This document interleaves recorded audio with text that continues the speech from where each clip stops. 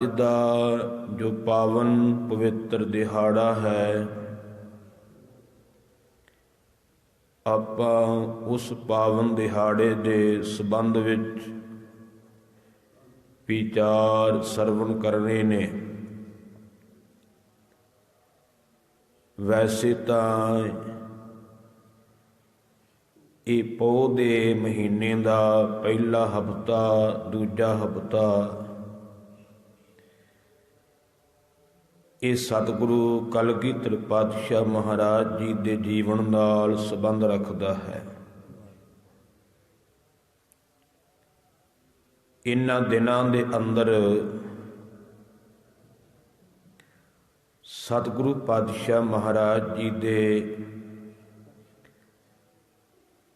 ਸਾਹਿਬਜ਼ਾਦਿਆਂ ਨੇ, ਮਾਤਾ ਜੀ ਨੇ ਅਤੇ ਹੋਰ ਗੁਰੂ ਸਵਾਰੇ ਸਿੰਘਾਂ ਨੇ ਮਹਾਨ ਸ਼ਹਾਦਤਾਂ ਦਾ ਜਾਮ ਪੀਤਾ ਹੈ। ਅੱਜ 8 ਪੋਹ ਦਾ ਦਿਨ ਹੈ। ਅੱਜ ਦੇ ਦਿਨ ਸਤਿਗੁਰੂ ਕਲਗੀਧਰ ਪਾਤਸ਼ਾਹ ਜੀ ਦੇ ਵੱਡੇ ਸਾਹਿਬਜ਼ਾਦੇ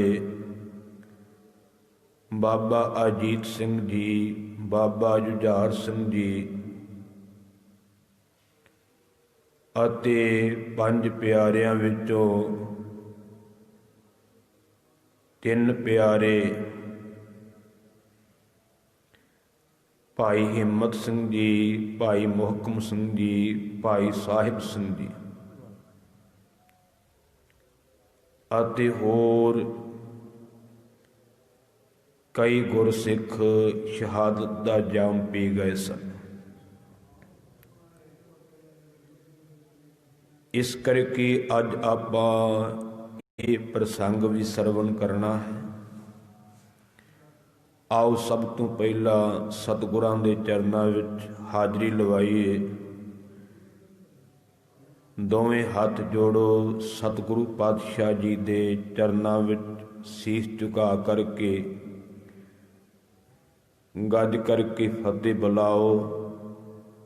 ਆਖੋ ਜੀ, ਵਾਹਿਗੁਰੂ ਜੀ ਕਾ ਖਾਲਸਾ, ਵਾਹਿਗੁਰੂ ਜੀ ਕੀ ਫਤਿਹ। ਸਤਿਗੁਰੂ ਪਾਤਸ਼ਾਹ ਮਹਾਰਾਜ ਜੀ ਦੇ ਸਾਹਿਬਜ਼ਾਦਿਆਂ ਦੀ ਸ਼ਹਾਦਤ ਨੂੰ ਸਰਵਣ ਕਰਕੇ ਐਸਾ ਕੋਈ ਪ੍ਰਾਣੀ ਨਹੀਂ ਹੋਵੇਗਾ, ਐਸਾ ਕੋਈ ਜੀਵ ਨਹੀਂ ਹੋਵੇਗਾ ਜਿਸ ਦੀਆਂ ਅੱਖਾਂ ਨਹੀਂ ਨਮ ਹੁੰਦੀਆਂ, ਜਿਸ ਦਾ ਅੰਦਰ ਨਹੀਂ ਭਰਦਾ। ਕਿਉਂਕਿ ਇਹ ਸ਼ਹਾਦਤਾਂ ਸਾਰੀ ਦੁਨੀਆ ਦੇ ਵਿੱਚੋਂ ਵਿਲੱਖਣ ਨੇ। ਇਹੋ ਜਿਹੀਆਂ ਸ਼ਹਾਦਤਾਂ ਦੁਨੀਆ ਦੇ ਕਿਸੇ ਕੋਨੇ ਵਿੱਚ, ਕਿਸੇ ਧਰਮ ਵਿੱਚ ਨਹੀਂ ਹੋਈਆਂ, ਕੇਵਲ ਕਲਗੀਧਰ ਪਾਤਸ਼ਾਹ ਦੇ ਜੀਵਨ ਵਿੱਚ। ਗਰੀਬ ਨਵਾਜ ਸਤਿਗੁਰੂ ਪਾਤਸ਼ਾਹ ਅਜੇ ਪੌਣੇ ਕੁ 9 ਸਾਲ ਦੀ ਉਮਰ ਸੀ ਜਿਸ ਵੇਲੇ ਆਪਣੇ ਪਿਤਾ ਸ੍ਰੀ ਗੁਰੂ ਤੇਗ ਬਹਾਦਰ ਸਾਹਿਬ ਜੀ ਨੂੰ ਹਿੰਦੂਆਂ ਦੀ ਰਾਖੀ ਕਰਨ ਵਾਸਤੇ ਸਤਿਗੁਰਾਂ ਨੇ ਆਪ ਕਹਿ ਕਰਕੇ ਤੋਰਿਆ ਹੈ। ਗਰੀਬ ਨਵਾਜ ਧੰਨ ਗੁਰੂ ਤੇਗ ਬਹਾਦਰ ਪਾਤਸ਼ਾਹ ਜੀ, ਜਿਨ੍ਹਾਂ ਨੇ ਦਿੱਲੀ ਦੀ ਧਰਤੀ ਤੇ ਚਾਂਦਨੀ ਚੌਕ ਵਿਖੇ ਸ਼ਹਾਦਤ ਦਾ ਜਾਮ ਪੀਤਾ ਹੈ। ਉਹਨਾਂ ਤੋਂ ਪਹਿਲਾਂ 3 ਗੁਰਸਿੱਖਾਂ ਦੀਆਂ ਕੁਰਬਾਨੀਆਂ ਹੋਈਆਂ, ਭਾਈ ਮਤੀ ਦਾਸ, ਭਾਈ ਸਤੀ ਦਾਸ, ਭਾਈ ਦਿਆਲਾ ਜੀ। ਸੋ ਗੁਰੂ ਪਿਆਰ ਵਾਲਿਓ, ਗੁਰਤਾ ਗੱਦੀ ਦੇ ਮਾਲਕ ਬਣੇ ਧੰਨ ਗੁਰੂ ਗੋਬਿੰਦ ਸਿੰਘ ਮਹਾਰਾਜ। ਛੋਟੀ ਉਮਰ ਸੀ, ਪੈਂਡਾ ਬੜਾ ਬਿਖੜਾ ਹੈ। ਸਮਾਂ ਬੀਤਦਾ ਗਿਆ। ਆਨੰਦਪੁਰ ਸਾਹਿਬ ਦੀ ਧਰਤੀ ਤੇ ਵਸਦਿਆਂ ਹੋਇਆਂ ਅਨੇਕਾਂ ਕੌਤਕ ਕੀਤੇ। ਸਤਿਗੁਰਾਂ ਦੀ ਵਡਿਆਈ ਦਿਨੋਂ ਦਿਨ ਵੱਧਦੀ ਜਾ ਰਹੀ ਹੈ, ਸੋਭਾ ਵੱਧਦੀ ਜਾ ਰਹੀ ਹੈ। ਪਰ ਜਿਹੜੇ ਪਹਾੜੀ ਰਾਜੇ ਨੇ, ਤੁਰਕ ਨੇ, ਉਹਨਾਂ ਨੂੰ ਇਹ ਸੋਭਾ ਚੰਗੀ ਨਹੀਂ ਲੱਗਦੀ। ਝੂਠਿਆਂ ਨੂੰ ਸੱਚ ਚੰਗਾ ਨਹੀਂ ਲੱਗਦਾ। ਦਿਨੋਂ ਦਿਨ ਵਿਰੋਧੀ ਵੀ ਬਣਦੇ ਗਏ। ਕਈ ਜੰਗਾਂ ਹੋਈਆਂ। ਸਤਿਗੁਰੂ ਪਾਤਸ਼ਾਹ ਜੀ ਨੇ 1699 ਦੀ ਵਿਸਾਖੀ ਨੂੰ ਖਾਲਸਾ ਪੰਥ ਦੀ ਸਾਜਨਾ ਕੀਤੀ। 5 ਪਿਆਰੇ ਸਾਹਿਬਾਨ ਸਾਜੇ ਨੇ। ਸੋ ਆਨੰਦਪੁਰ ਸਾਹਿਬ ਦੀ ਧਰਤੀ ਤੇ ਹੀ ਕਈ ਜੰਗਾਂ ਹੋਈਆਂ। ਕਈ ਵਾਰ ਇਹਨਾਂ ਪਹਾੜੀ ਰਾਜਿਆਂ ਨੇ ਮੁਗਲਾਂ ਦੀ ਸਹਾਇਤਾ ਲੈ ਕਰਕੇ ਸਤਿਗੁਰਾਂ ਨਾਲ ਜੰਗ ਕੀਤੇ ਤੇ ਪਾਤਸ਼ਾਹ ਜੀ ਨੇ ਉਹ ਜੰਗ ਜਿੱਤੇ। ਆਖਰਕਾਰ ਇਹਨਾਂ ਨੇ ਆਨੰਦਪੁਰ ਸਾਹਿਬ ਨੂੰ ਘੇਰਾ ਪਾ ਲੈਣਾ ਕੀਤਾ। ਸੋਚ ਇਹ ਸੀ ਕਿ ਘੇਰਾ ਪਾ ਲਵਾਂਗੇ, ਰਸਤ ਪਾਣੀ ਬੰਦ ਕਰ ਦੇਵਾਂਗੇ, ਕਿੰਨੇ ਕੁ ਦਿਨ ਗੁਰੂ ਗੋਬਿੰਦ ਸਿੰਘ ਅੰਦਰ ਰਹੇਗਾ, ਆਖਰ ਤਾਂ ਬਾਹਰ ਆਉਣਾ ਪਵੇਗਾ। ਘੇਰਾ ਤਕਰੀਬਨ 8 ਮਹੀਨੇ ਦੇ ਕਰੀਬ ਪਿਆ ਰਿਹਾ ਹੈ, ਪਰ ਇਹਨਾਂ ਦੇ ਹੱਥ ਪੱਲੇ ਕੁਝ ਨਹੀਂ ਪਿਆ। ਫੌਜ ਵੀ ਪਹਾੜੀਆਂ ਦੀ ਤੇ ਤੁਰਕਾਂ ਦੀ ਬਹੁਤ ਮਾਰੀ ਗਈ। ਸਤਿਗੁਰਾਂ ਦੇ ਸਿੰਘ ਵੀ ਸ਼ਹੀਦ ਹੋਏ। ਪਰ ਘੇਰਾ ਪੈਣ ਦੇ ਨਾਲ ਰਸਤ ਪਾਣੀ ਬੰਦ ਹੋ ਗਿਆ ਤੇ ਕਿਲੇ ਦੇ ਵਿੱਚ ਵੀ ਸੋ ਕਈ ਸਿੰਘ ਜਿਹੜੇ ਨੇ ਉਹ ਭੁੱਖ ਦੇ ਦੁੱਖੋਂ ਵੀ ਸ਼ਹਾਦਤ ਦਾ ਜਾਮ ਪੀ ਗਏ ਨੇ। ਸਤਿਗੁਰਾਂ ਦਾ ਉਹ ਪ੍ਰਸ਼ਾਦੀ ਹਾਥੀ ਜਿਹੜਾ ਸਤਿਗੁਰਾਂ ਦੇ ਉੱਪਰ ਚੌਰ ਸਾਹਿਬ ਕਰਦਾ ਸੀ, ਸਤਿਗੁਰੂ ਜੀ ਤੀਰ ਚਲਾਉਂਦੇ ਸਨ, ਤੀਰ ਫੜ ਕਰਕੇ ਲਿਆਉਂਦਾ ਸੀ। ਆਪਣੀ ਸੁੰਡ ਵਿੱਚ ਨਿਰਮਲ ਜਲ ਲਿਆ ਕਰਕੇ ਸਤਿਗੁਰਾਂ ਦੇ ਚਰਨ ਧੋਂਦਾ ਸੀ। ਉਹ ਪ੍ਰਸ਼ਾਦੀ ਹਾਥੀ ਵੀ ਭੁੱਖ ਦੇ ਦੁੱਖੋਂ ਸਤਿਗੁਰਾਂ ਦੀਆਂ ਅੱਖਾਂ ਦੇ ਸਾਹਮਣੇ ਤਰਫ ਤਰਫ ਕਰਕੇ ਮਰ ਗਿਆ ਹੈ। ਸਮਾਂ ਬੜਾ ਭਿਆਨਕ ਹੈ, ਪਰ ਸਤਿਗੁਰੂ ਪਾਤਸ਼ਾਹ ਜੀ ਡੋਲੇ ਨਹੀਂ, ਉਸੇ ਤਰ੍ਹਾਂ ਹੀ ਟਿਕੇ ਹੋਏ ਨੇ। ਕਈ ਸਿੰਘ ਵੀ ਸ਼ਹਾਦਤ ਦਾ ਜਾਮ ਪੀ ਗਏ। ਪਰ ਜਦੋਂ ਪਹਾੜੀ ਰਾਜਿਆਂ ਨੇ ਤੇ ਤੁਰਕਾਂ ਨੇ ਵੇਖਿਆ ਵੀ ਇੰਨਾ ਸਮਾਂ ਹੋ ਗਿਆ ਸਾਨੂੰ ਘੇਰਾ ਪਾਏ ਨੂੰ, ਸਾਡੇ ਤਾਂ ਹੱਥ ਪੱਲੇ ਕੁਝ ਪਿਆ ਨਹੀਂ, ਇਹ ਤਾਂ ਬੜੀ ਬਦਨਾਮੀ ਵਾਲੀ ਗੱਲ ਹੋਵੇਗੀ ਵੀ ਏਡੀ ਵੱਡੀ ਸਰਕਾਰ ਦੇ ਹੁੰਦਿਆਂ ਹੋਇਆਂ ਵੀ ਧੰਨ ਗੁਰੂ ਗੋਬਿੰਦ ਸਿੰਘ ਦਾ ਕੁਝ ਵਿਗਾੜ ਨਹੀਂ ਸਕੇ, ਜਿਨ੍ਹਾਂ ਦੇ ਕੋਲ ਕੋਈ ਬਹੁਤੀ ਫੌਜ ਨਹੀਂ, ਨਾ ਕੋਈ ਰਾਜ ਭਾਗ ਹੈ। ਇਹਨਾਂ ਨੇ ਹੁਣ ਸੋਚਿਆ ਵੀ ਕਿਸੇ ਨਾਲ ਕਿਸੇ ਤਰੀਕੇ ਨਾਲ ਸਾਡੀ ਰਹਿ ਆਵੇ, ਸਾਡੀ ਰਹਿ ਜਾਵੇ। ਇਸ ਕਰਕੇ ਇਹਨਾਂ ਲੋਕਾਂ ਨੇ ਧਰਮ ਦੀ ਆੜ ਲਈ ਹੈ। ਪਹਾੜੀ ਰਾਜੇ ਹਿੰਦੂ ਸਨ। ਇਹਨਾਂ ਨੇ ਆਟੇ ਦੀਆਂ ਗਊਆਂ ਬਣਾ ਕਰਕੇ ਭੇਜੀਆਂ ਨੇ ਤੇ ਕਸਮਾਂ ਖਾਧੀਆਂ ਨੇ ਕਿ ਸਤਿਗੁਰੂ ਜੀ ਇੱਕ ਵਾਰ ਕਿਲਾ ਛੱਡ ਕਰਕੇ ਚਲੇ ਜਾਓ, ਅਸੀਂ ਤੁਹਾਨੂੰ ਕੁਝ ਨਹੀਂ ਕਹਾਂਗੇ, ਤੁਹਾਡੇ ਤੇ ਕੋਈ ਹਮਲਾ ਨਹੀਂ ਕਰਾਂਗੇ। ਦੂਜੇ ਪਾਸੇ ਤੁਰਕਾਂ ਦੀ ਫੌਜ ਵਿੱਚੋਂ ਕੁਰਾਨ ਸ਼ਰੀਫ ਸੀਸ ਤੇ ਚੁੱਕਿਆ ਹੈ ਤੇ ਕੁਰਾਨ ਸ਼ਰੀਫ ਦੀਆਂ ਕਸਮਾਂ ਖਾਧੀਆਂ ਨੇ ਕਿ ਤੁਸੀਂ ਇੱਕ ਵਾਰ ਕਿਲਾ ਛੱਡ ਦਿਓ, ਫਿਰ ਭਾਵੇਂ ਇੱਥੇ ਆ ਕਰਕੇ ਵਸਣਾ, ਅਸੀਂ ਤੁਹਾਡੇ ਤੇ ਕੋਈ ਹਮਲਾ ਨਹੀਂ ਕਰਾਂਗੇ। ਪਾਤਸ਼ਾਹ ਜੀ ਨੇ ਇਹਨਾਂ ਤੇ ਯਕੀਨ ਨਹੀਂ ਕੀਤਾ। ਹੁਣ ਸਿੰਘ ਵੀ ਭੁੱਖਣ ਭਾਣੇ ਸਨ। ਸਿੰਘਾਂ ਨੇ ਵੀ ਪਾਤਸ਼ਾਹ ਨੂੰ ਆਖਿਆ ਕਿ ਮਹਾਰਾਜ ਕਿਲਾ ਛੱਡ ਦੇਣਾ ਚਾਹੀਦਾ ਹੈ। ਜਦੋਂ ਇਹ ਕਸਮਾਂ ਖਾਂਦੇ ਨੇ, ਧਰਮ ਦੀ ਗੱਲ ਕਰਦੇ ਨੇ, ਪਾਤਸ਼ਾਹ ਕਹਿਣ ਲੱਗੇ ਨਹੀਂ, ये धर्म का आसरा जरूर लै रहे ने, पर ये धर्मी नहीं गे। इन्हां ने कसमां ते रहना नहीं गा। पातशाह जी मनण वास्ते तैयार नहीं सी। इन्हां लोकां ने माता जी तक भी पहुँच की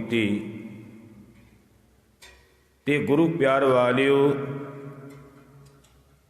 उस वेले माता जी ने भी कहा है कि आपां नूं किला छड्ड देना चाहिए। पातशाह कलगीधर पातशाह कहन लगे असीं इन्हां ते यकीन आ रहा है, पर जदों इन्हां ने लुटिया है तो टुटे छित्र ते हड्ड इन्हां दे हथ आए तो शर्मसार होए ने। पातशाह कहन लगे वेख लिया सिंघो, ये कोई कसमां ते रहन वाले नहीं गे, ये कोई धर्मी लोग नहीं गे। सो इन्हां ने इहदे ते पहरा नहीं देना। चलो असीं हुण वचन कर दिता किला ते असीं छड्डांगे, पर एक किला असीं छड्डना है। इन्हां ने धर्म की आड़ लई है ते असीं उस धर्म की लाज रखनी है कि कल नूं कोई ये ना आखे कि गुरु गोबिंद सिंह ने दूजियां दे धर्म का विश्वास नहीं रखिया। सतगुरु पातशाह महाराज ने 6 पोह दी रात नूं किला छड्डिया है। 20 दसंबर का समा सी। अद्धी रात तो थोड़ा समा पहला कलगीधर पातशाह जी ने किला छड्डण की तैयारी कर लई। कह दिता कि जाओ असीं किला छड्ड देवांगे। बड़े खुश होकर के गए ने वो लोग। सतगुरु पातशाह जी ने किला छड्डिया है। 6 पोह नूं सतगुरां दा परिवार नाल है। सब तो अगले पासे भाई दया सिंह भाई धर्म सिंह जी ने अते सतगुरां दे नाल बाबा जुझार सिंह जी ने, भाई जीवन सिंह जी ने, 5 प्यारिਆਂ विचों सिंह ने ते होर सिंह ने। ते सब तो पिछे बाबा अजीत सिंह जी अते भाई उदय सिंह जी ने। हर बाप सोचता है कि मेरा पुत्र बच जाए तो अगे रखता, पर धन गुरु कलगीधर पातशाह सारी संगत तो पिछले पासे अपने पुत्र बाबा अजीत सिंह की ड्यूटी लाई है भी जे कोई मगरों हमला करे तो उन्हों का डट के मुकाबला करना है। पातशाह जी ने किला छड्ड दिता है। अजे थोड़ी ही दूर गए ने ते कसमां भुला करके उस वेले पहाड़ी राजियां ने ते मुगलों ने सतगुरां दे उपर हमला कर दिता।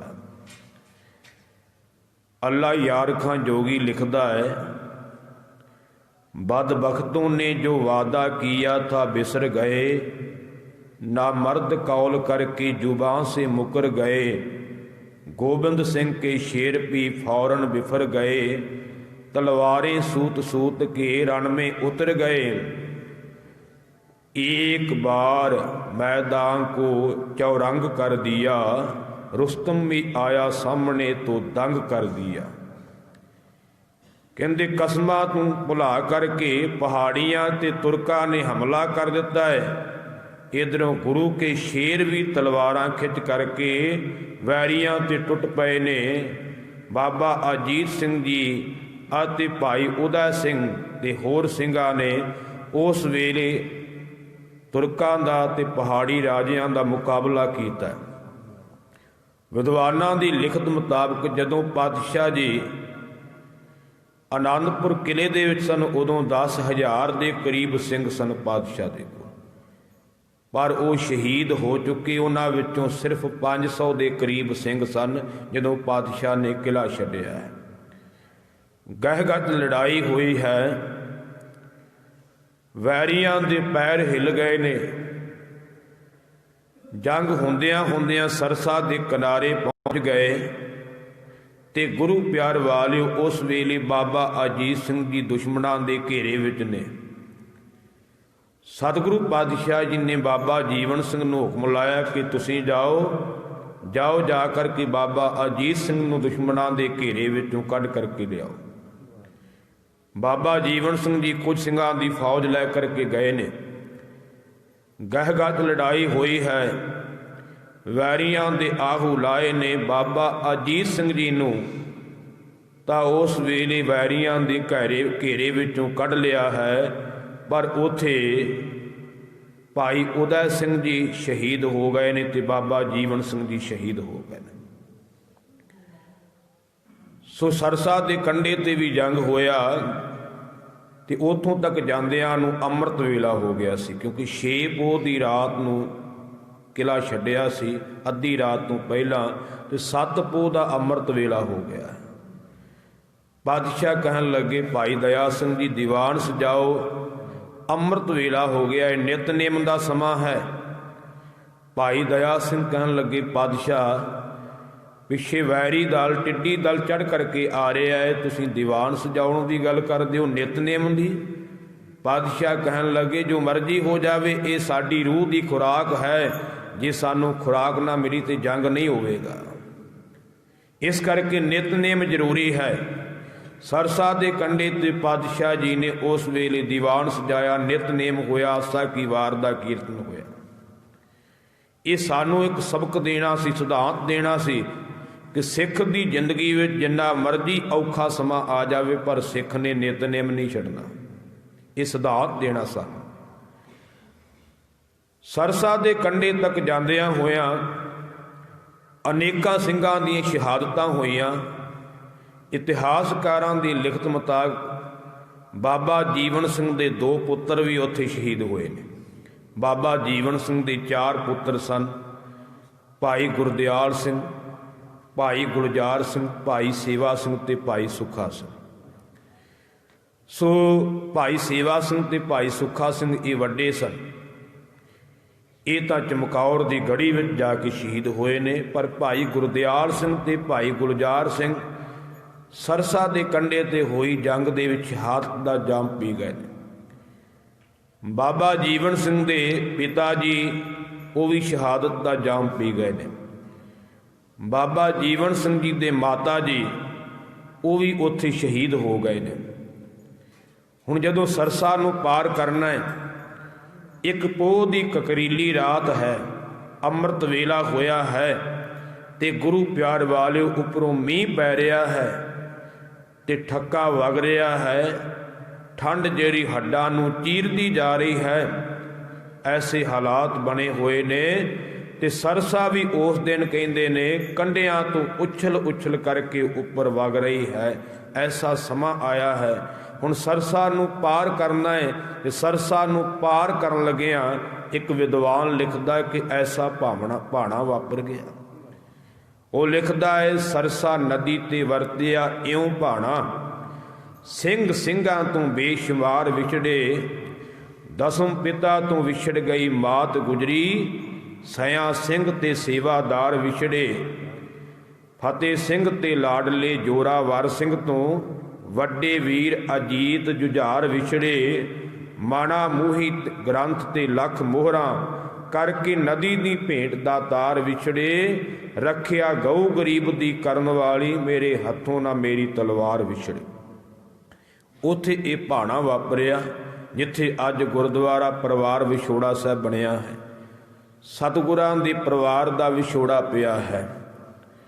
ਮਾਤਾ ਗੁਜਰ ਕੌਰ ਜੀ, ਛੋਟੇ ਸਾਹਿਬਜ਼ਾਦੇ ਬਾਬਾ ਜੋਰਾਵਰ ਸਿੰਘ ਜੀ ਤੇ ਬਾਬਾ ਫਤਿਹ ਸਿੰਘ ਜੀ ਇੱਕ ਪਾਸੇ ਵਿਛੜ ਗਏ ਨੇ, ਤੇ ਸਤਿਗੁਰਾਂ ਦੇ ਮਹਿਲ ਮਾਤਾ ਸੁੰਦਰ ਕੌਰ ਜੀ ਤੇ ਮਾਤਾ ਸਾਹਿਬ ਕੌਰ ਜੀ ਇਹ ਇੱਕ ਪਾਸੇ ਨੇ।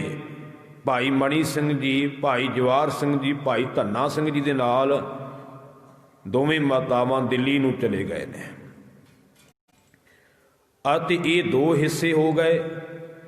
ਤੀਜਾ ਹਿੱਸਾ ਕਲਗੀਧਰ ਪਾਤਸ਼ਾਹ ਦੇ ਨਾਲ ਹੈ, ਭਾਵ ਕਲਗੀਧਰ ਪਾਤਸ਼ਾਹ ਆਪ, ਵੱਡੇ ਸਾਹਿਬਜ਼ਾਦੇ ਬਾਬਾ ਅਜੀਤ ਸਿੰਘ ਤੇ ਬਾਬਾ ਜੁਝਾਰ ਸਿੰਘ ਜੀ ਨਾਲ ਨੇ, 5 ਪਿਆਰੇ ਸਾਹਿਬਾਨ ਅਤੇ ਹੋਰ ਸਿੰਘ ਸਤਿਗੁਰਾਂ ਦੇ ਨਾਲ ਨੇ। ਤੇ ਇਹ ਤੀਜਾ ਹਿੱਸਾ। ਚੌਥਾ ਹਿੱਸਾ ਉਹ ਹੈ ਜਿਹੜੇ ਸਰਸਾ ਨੂੰ ਪਾਰ ਕਰਨ ਲੱਗਿਆਂ ਗੁਰੂ ਕੇ ਸਿੰਘ ਸਰਸਾ ਦੀ ਨਦੀ ਵਿੱਚ ਰੁੜ ਗਏ, ਸ਼ਹਾਦਤ ਦਾ ਜਾਮ ਪੀ ਗਏ, ਕਿਉਂਕਿ ਉਹ ਵੀ ਗੁਰੂ ਦਾ ਪਰਿਵਾਰ ਹੈ। ਇਸ ਤਰ੍ਹਾਂ 4 ਹਿੱਸਿਆਂ 'ਚ ਪਰਿਵਾਰ ਵੰਡਿਆ ਗਿਆ ਹੈ, ਕਿਉਂਕਿ ਪਾਤਸ਼ਾਹ ਦੇ ਬਚਨ ਨੇ ਸੁਖੀ ਬਸੈ ਮੋਰੋ ਪਰਿਵਾਰਾ ਸੇਵਕ ਸਿੱਖ ਸਭਾ ਕਰਤਾਰਾ। ਕਿਉਂਕਿ ਪਾਤਸ਼ਾਹ ਨੇ ਆਪਣੇ ਸਿੰਘਾਂ ਨੂੰ ਸਿੱਖਾਂ ਨੂੰ ਵੀ ਪਰਿਵਾਰ ਕਿਹਾ ਆਪਣਾ, ਇਸ ਕਰਕੇ ਉਹ ਵੀ ਪਰਿਵਾਰ ਦਾ ਹਿੱਸਾ ਹੀ ਹੈ ਜਿਹੜਾ ਵਿਛੜ ਗਿਆ ਹੈ। ਹੁਣ ਮਾਤਾ ਜੀ, ਮਾਤਾ ਗੁਜਰ ਕੌਰ ਜੀ ਤੇ ਛੋਟੇ ਸਾਹਿਬਜ਼ਾਦੇ ਉਹ ਇੱਕ ਪਾਸੇ ਚਲੇ ਗਏ। ਚਲੋ ਉਹ ਪ੍ਰਸੰਗ ਆਪਾਂ ਉਸ ਦਿਹਾੜੇ ਤੇ ਸਰਵਣ ਕਰਾਂਗੇ 13 ਪੋਹ ਨੂੰ। ਆਪਾਂ ਹੁਣ ਚਮਕੌਰ ਨੂੰ ਜਾਣਾ ਹੈ। ਪਾਤਸ਼ਾਹ ਧੰਨ ਗੁਰੂ ਕਲਗੀਧਰ ਪਾਤਸ਼ਾਹ ਜੀ ਸਰਸਾ ਨੂੰ ਪਾਰ ਕਰਕੇ ਚਮਕੌਰ ਨੂੰ ਜਾ ਰਹੇ ਨੇ, ਰੋਪੜ ਵੱਲ ਵੱਧਦੇ ਪਏ ਨੇ। ਅਜੇ ਥੋੜੀ ਦੂਰ ਗਏ, ਅੱਗੋਂ ਰੰਗੜਾਂ ਤੇ ਗੁੱਜਰਾਂ ਨੇ ਹਮਲਾ ਕਰ ਦਿੱਤਾ ਸਤਿਗੁਰਾਂ ਤੇ। ਗਹਿ ਗੱਜ ਲੜਾਈ ਹੋਈ ਹੈ, ਸਿੰਘਾਂ ਨੇ ਜੌਹਰ ਵਿਖਾਏ ਨੇ, ਵੈਰੀਆਂ ਦੇ ਪੈਰ ਨਹੀਂ ਲੱਗਣ ਦਿੱਤੇ। ਪਰ ਉਸ ਜੰਗ ਦੇ ਵਿੱਚ ਇੱਕ ਗੁਰੂ ਕਾ ਸਿੰਘ ਭਾਈ ਸਾਹਿਬ ਭਾਈ ਬਚਿੱਤਰ ਸਿੰਘ ਬਹੁਤਾ ਜ਼ਖਮੀ ਹੋ ਗਿਆ। ਪਾਤਸ਼ਾਹ ਜੀ ਉੱਥੋਂ ਅੱਗੇ ਗਏ ਤੇ ਅੱਗੇ ਪਿੰਡ ਆਉਂਦਾ ਹੈ ਕੋਟਲਾ ਨਿਹੰਗ ਖਾਂ। ਸੋ ਉਸ ਪਿੰਡ ਦੇ ਵਿੱਚ ਜਦੋਂ ਪਹੁੰਚੇ, ਉੱਥੋਂ ਦਾ ਚੌਧਰੀ ਸੀ ਇੱਕ ਮੁਸਲਮਾਨ ਭਾਈ ਨਿਹੰਗ ਖਾਂ। ਇਹ ਸਤਿਗੁਰਾਂ ਦਾ ਬੜਾ ਸ਼ਰਧਾਲੂ ਸੀ, ਬੜਾ ਪ੍ਰੇਮੀ ਸੀ। ਧਿਆਨ ਦੇਣਾ, ਅਕਸਰ ਮੈਂ ਬੇਨਤੀ ਕਰਦਾ ਹੁੰਦਾ, ਗੁਰਮੁਖੋ ਕੋਈ ਧਰਮ ਨਹੀਂ ਮਾੜਾ ਹੁੰਦਾ, ਧਰਮਾਂ ਦੇ ਵਿੱਚ ਕਈ ਬੰਦੇ ਮਾੜਾ ਪੈਦਾ ਹੋ ਜਾਂਦੇ। ਇਸ ਕਰਕੇ ਮਾੜੇ ਬੰਦਿਆਂ ਨੂੰ ਵੇਖ ਕਰਕੇ ਧਰਮ ਨੂੰ ਮਾੜਾ ਨਹੀਂ ਕਹਿਣਾ ਚਾਹੀਦਾ। ਮੁਸਲਮਾਨਾਂ ਵਿੱਚੋਂ ਵੀ ਬੜੇ ਚੰਗੇ ਮੁਸਲਮਾਨ ਹੋਏ ਜਿਨ੍ਹਾਂ ਨੇ ਗੁਰੂ ਸਾਹਿਬ ਨਾਲ ਪ੍ਰੇਮ ਰੱਖਿਆ। ਪਹਿਲਾਂ ਵੀ ਸਾਈਂ ਮੀਆਂ ਮੀਰ ਵਰਗੇ ਹੋਏ ਨੇ, ਪਹਿਲਾਂ ਵੀ ਪੀਰ ਬੁੱਧੂ ਸ਼ਾਹ ਵਰਗਿਆਂ ਨੇ, ਉਹਦੇ ਪੁੱਤਰਾਂ ਨੇ ਕੁਰਬਾਨੀਆਂ ਦਿੱਤੀਆਂ ਕਲਗੀਧਰ ਪਾਤਸ਼ਾਹ ਜੀ ਵਾਸਤੇ। ਸੋ ਗੁਰੂ ਪਿਆਰ ਵਾਲਿਓ, ਨਿਹੰਗ ਖਾਂ ਬੜਾ ਪ੍ਰੇਮੀ ਸੀ। ਪਾਤਸ਼ਾਹ ਨੂੰ ਆ ਕਰਕੇ ਮਿਲਿਆ, ਮੱਥਾ ਟੇਕਿਆ, ਮਹਾਰਾਜ ਸੇਵਾ ਦਾ ਮੌਕਾ ਦਿਓ, ਇੱਥੇ ਤੁਸੀਂ ਮੇਰੇ ਕੋਲ ਰਹੋ।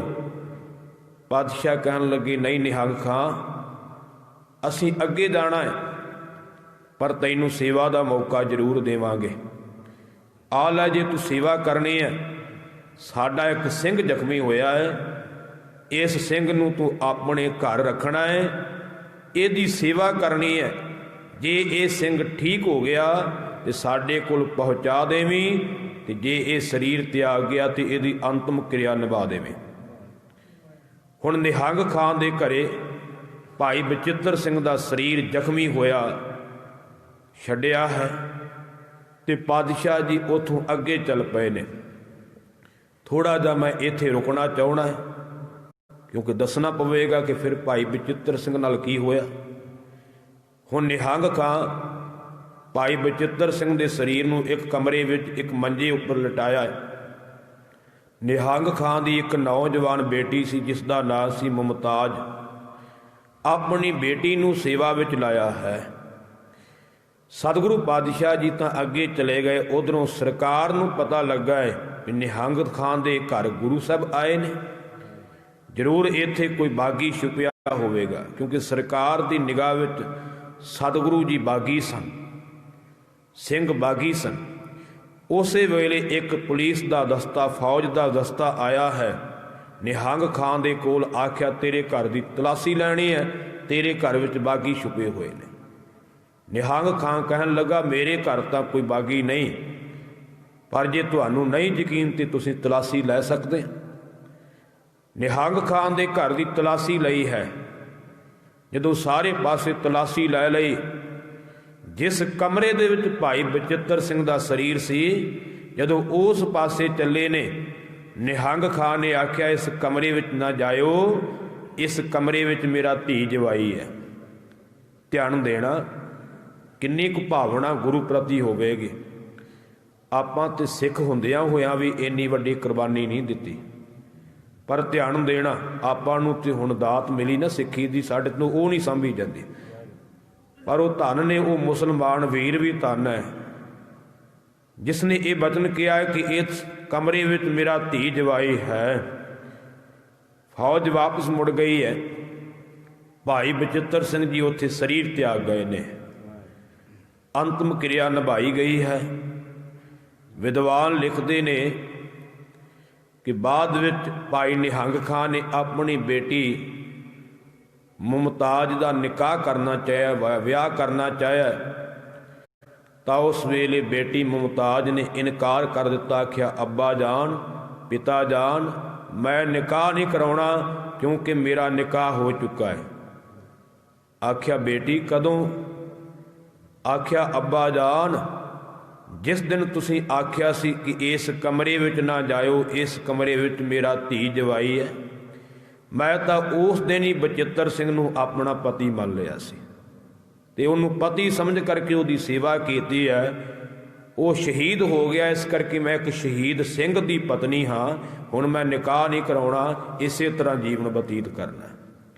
ਧੰਨ ਉਹ ਬੀਬੀ ਮੁਮਤਾਜ ਜਿਸ ਨੇ ਬਾਅਦ ਵਿੱਚ ਨਿਕਾਹ ਨਹੀਂ ਕਰਵਾਇਆ, ਭਾਈ ਬਚਿੱਤਰ ਸਿੰਘ ਦੀ ਪਤਨੀ ਬਣ ਕਰਕੇ ਆਪਣਾ ਸਾਰਾ ਜੀਵਨ ਜਿਹੜਾ ਹੈ ਉਹ ਰੱਬ ਦੀ ਬੰਦਗੀ ਵਿੱਚ ਬਤੀਤ ਕੀਤਾ ਹੈ।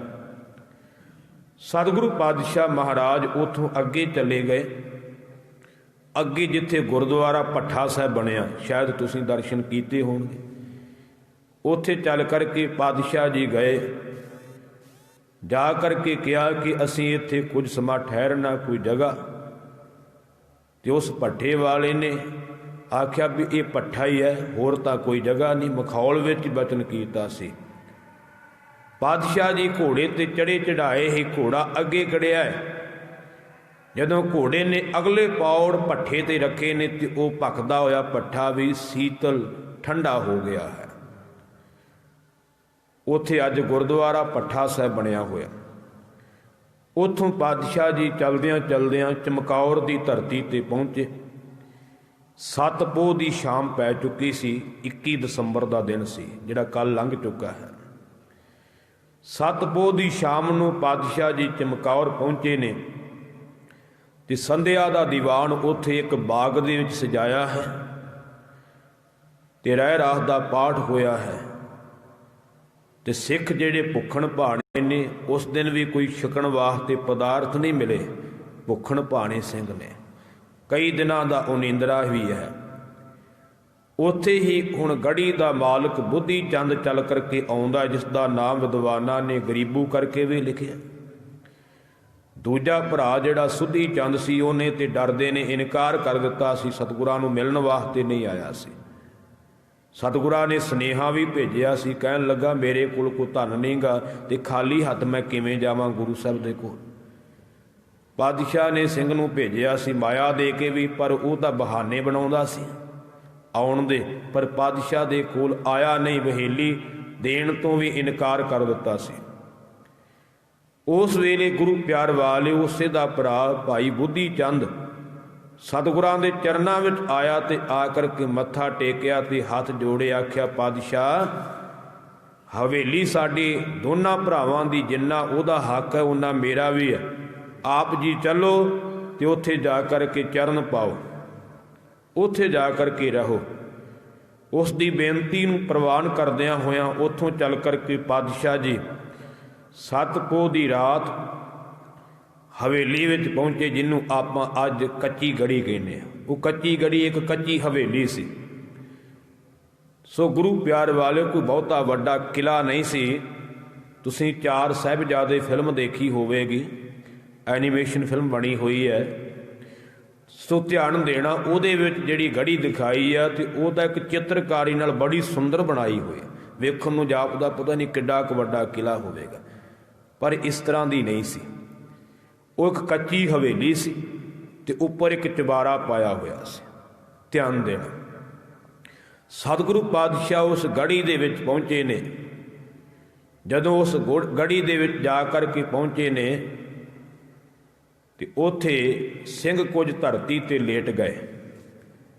ਅੱਲਾ ਯਾਰ ਖਾਂ ਜੋਗੀ ਲਿਖਦਾ ਹੈ, ਕੁਛ ਲੇਟ ਗਏ ਖਾਕ ਪੇ ਜੀ ਪੋਸ਼ ਬਿਛਾ ਕਰ, ਪਹਿਰਾ ਲੱਗੇ ਦੇਨੇ ਕਈ ਤਲਵਾਰ ਉਠਾ ਕਰ।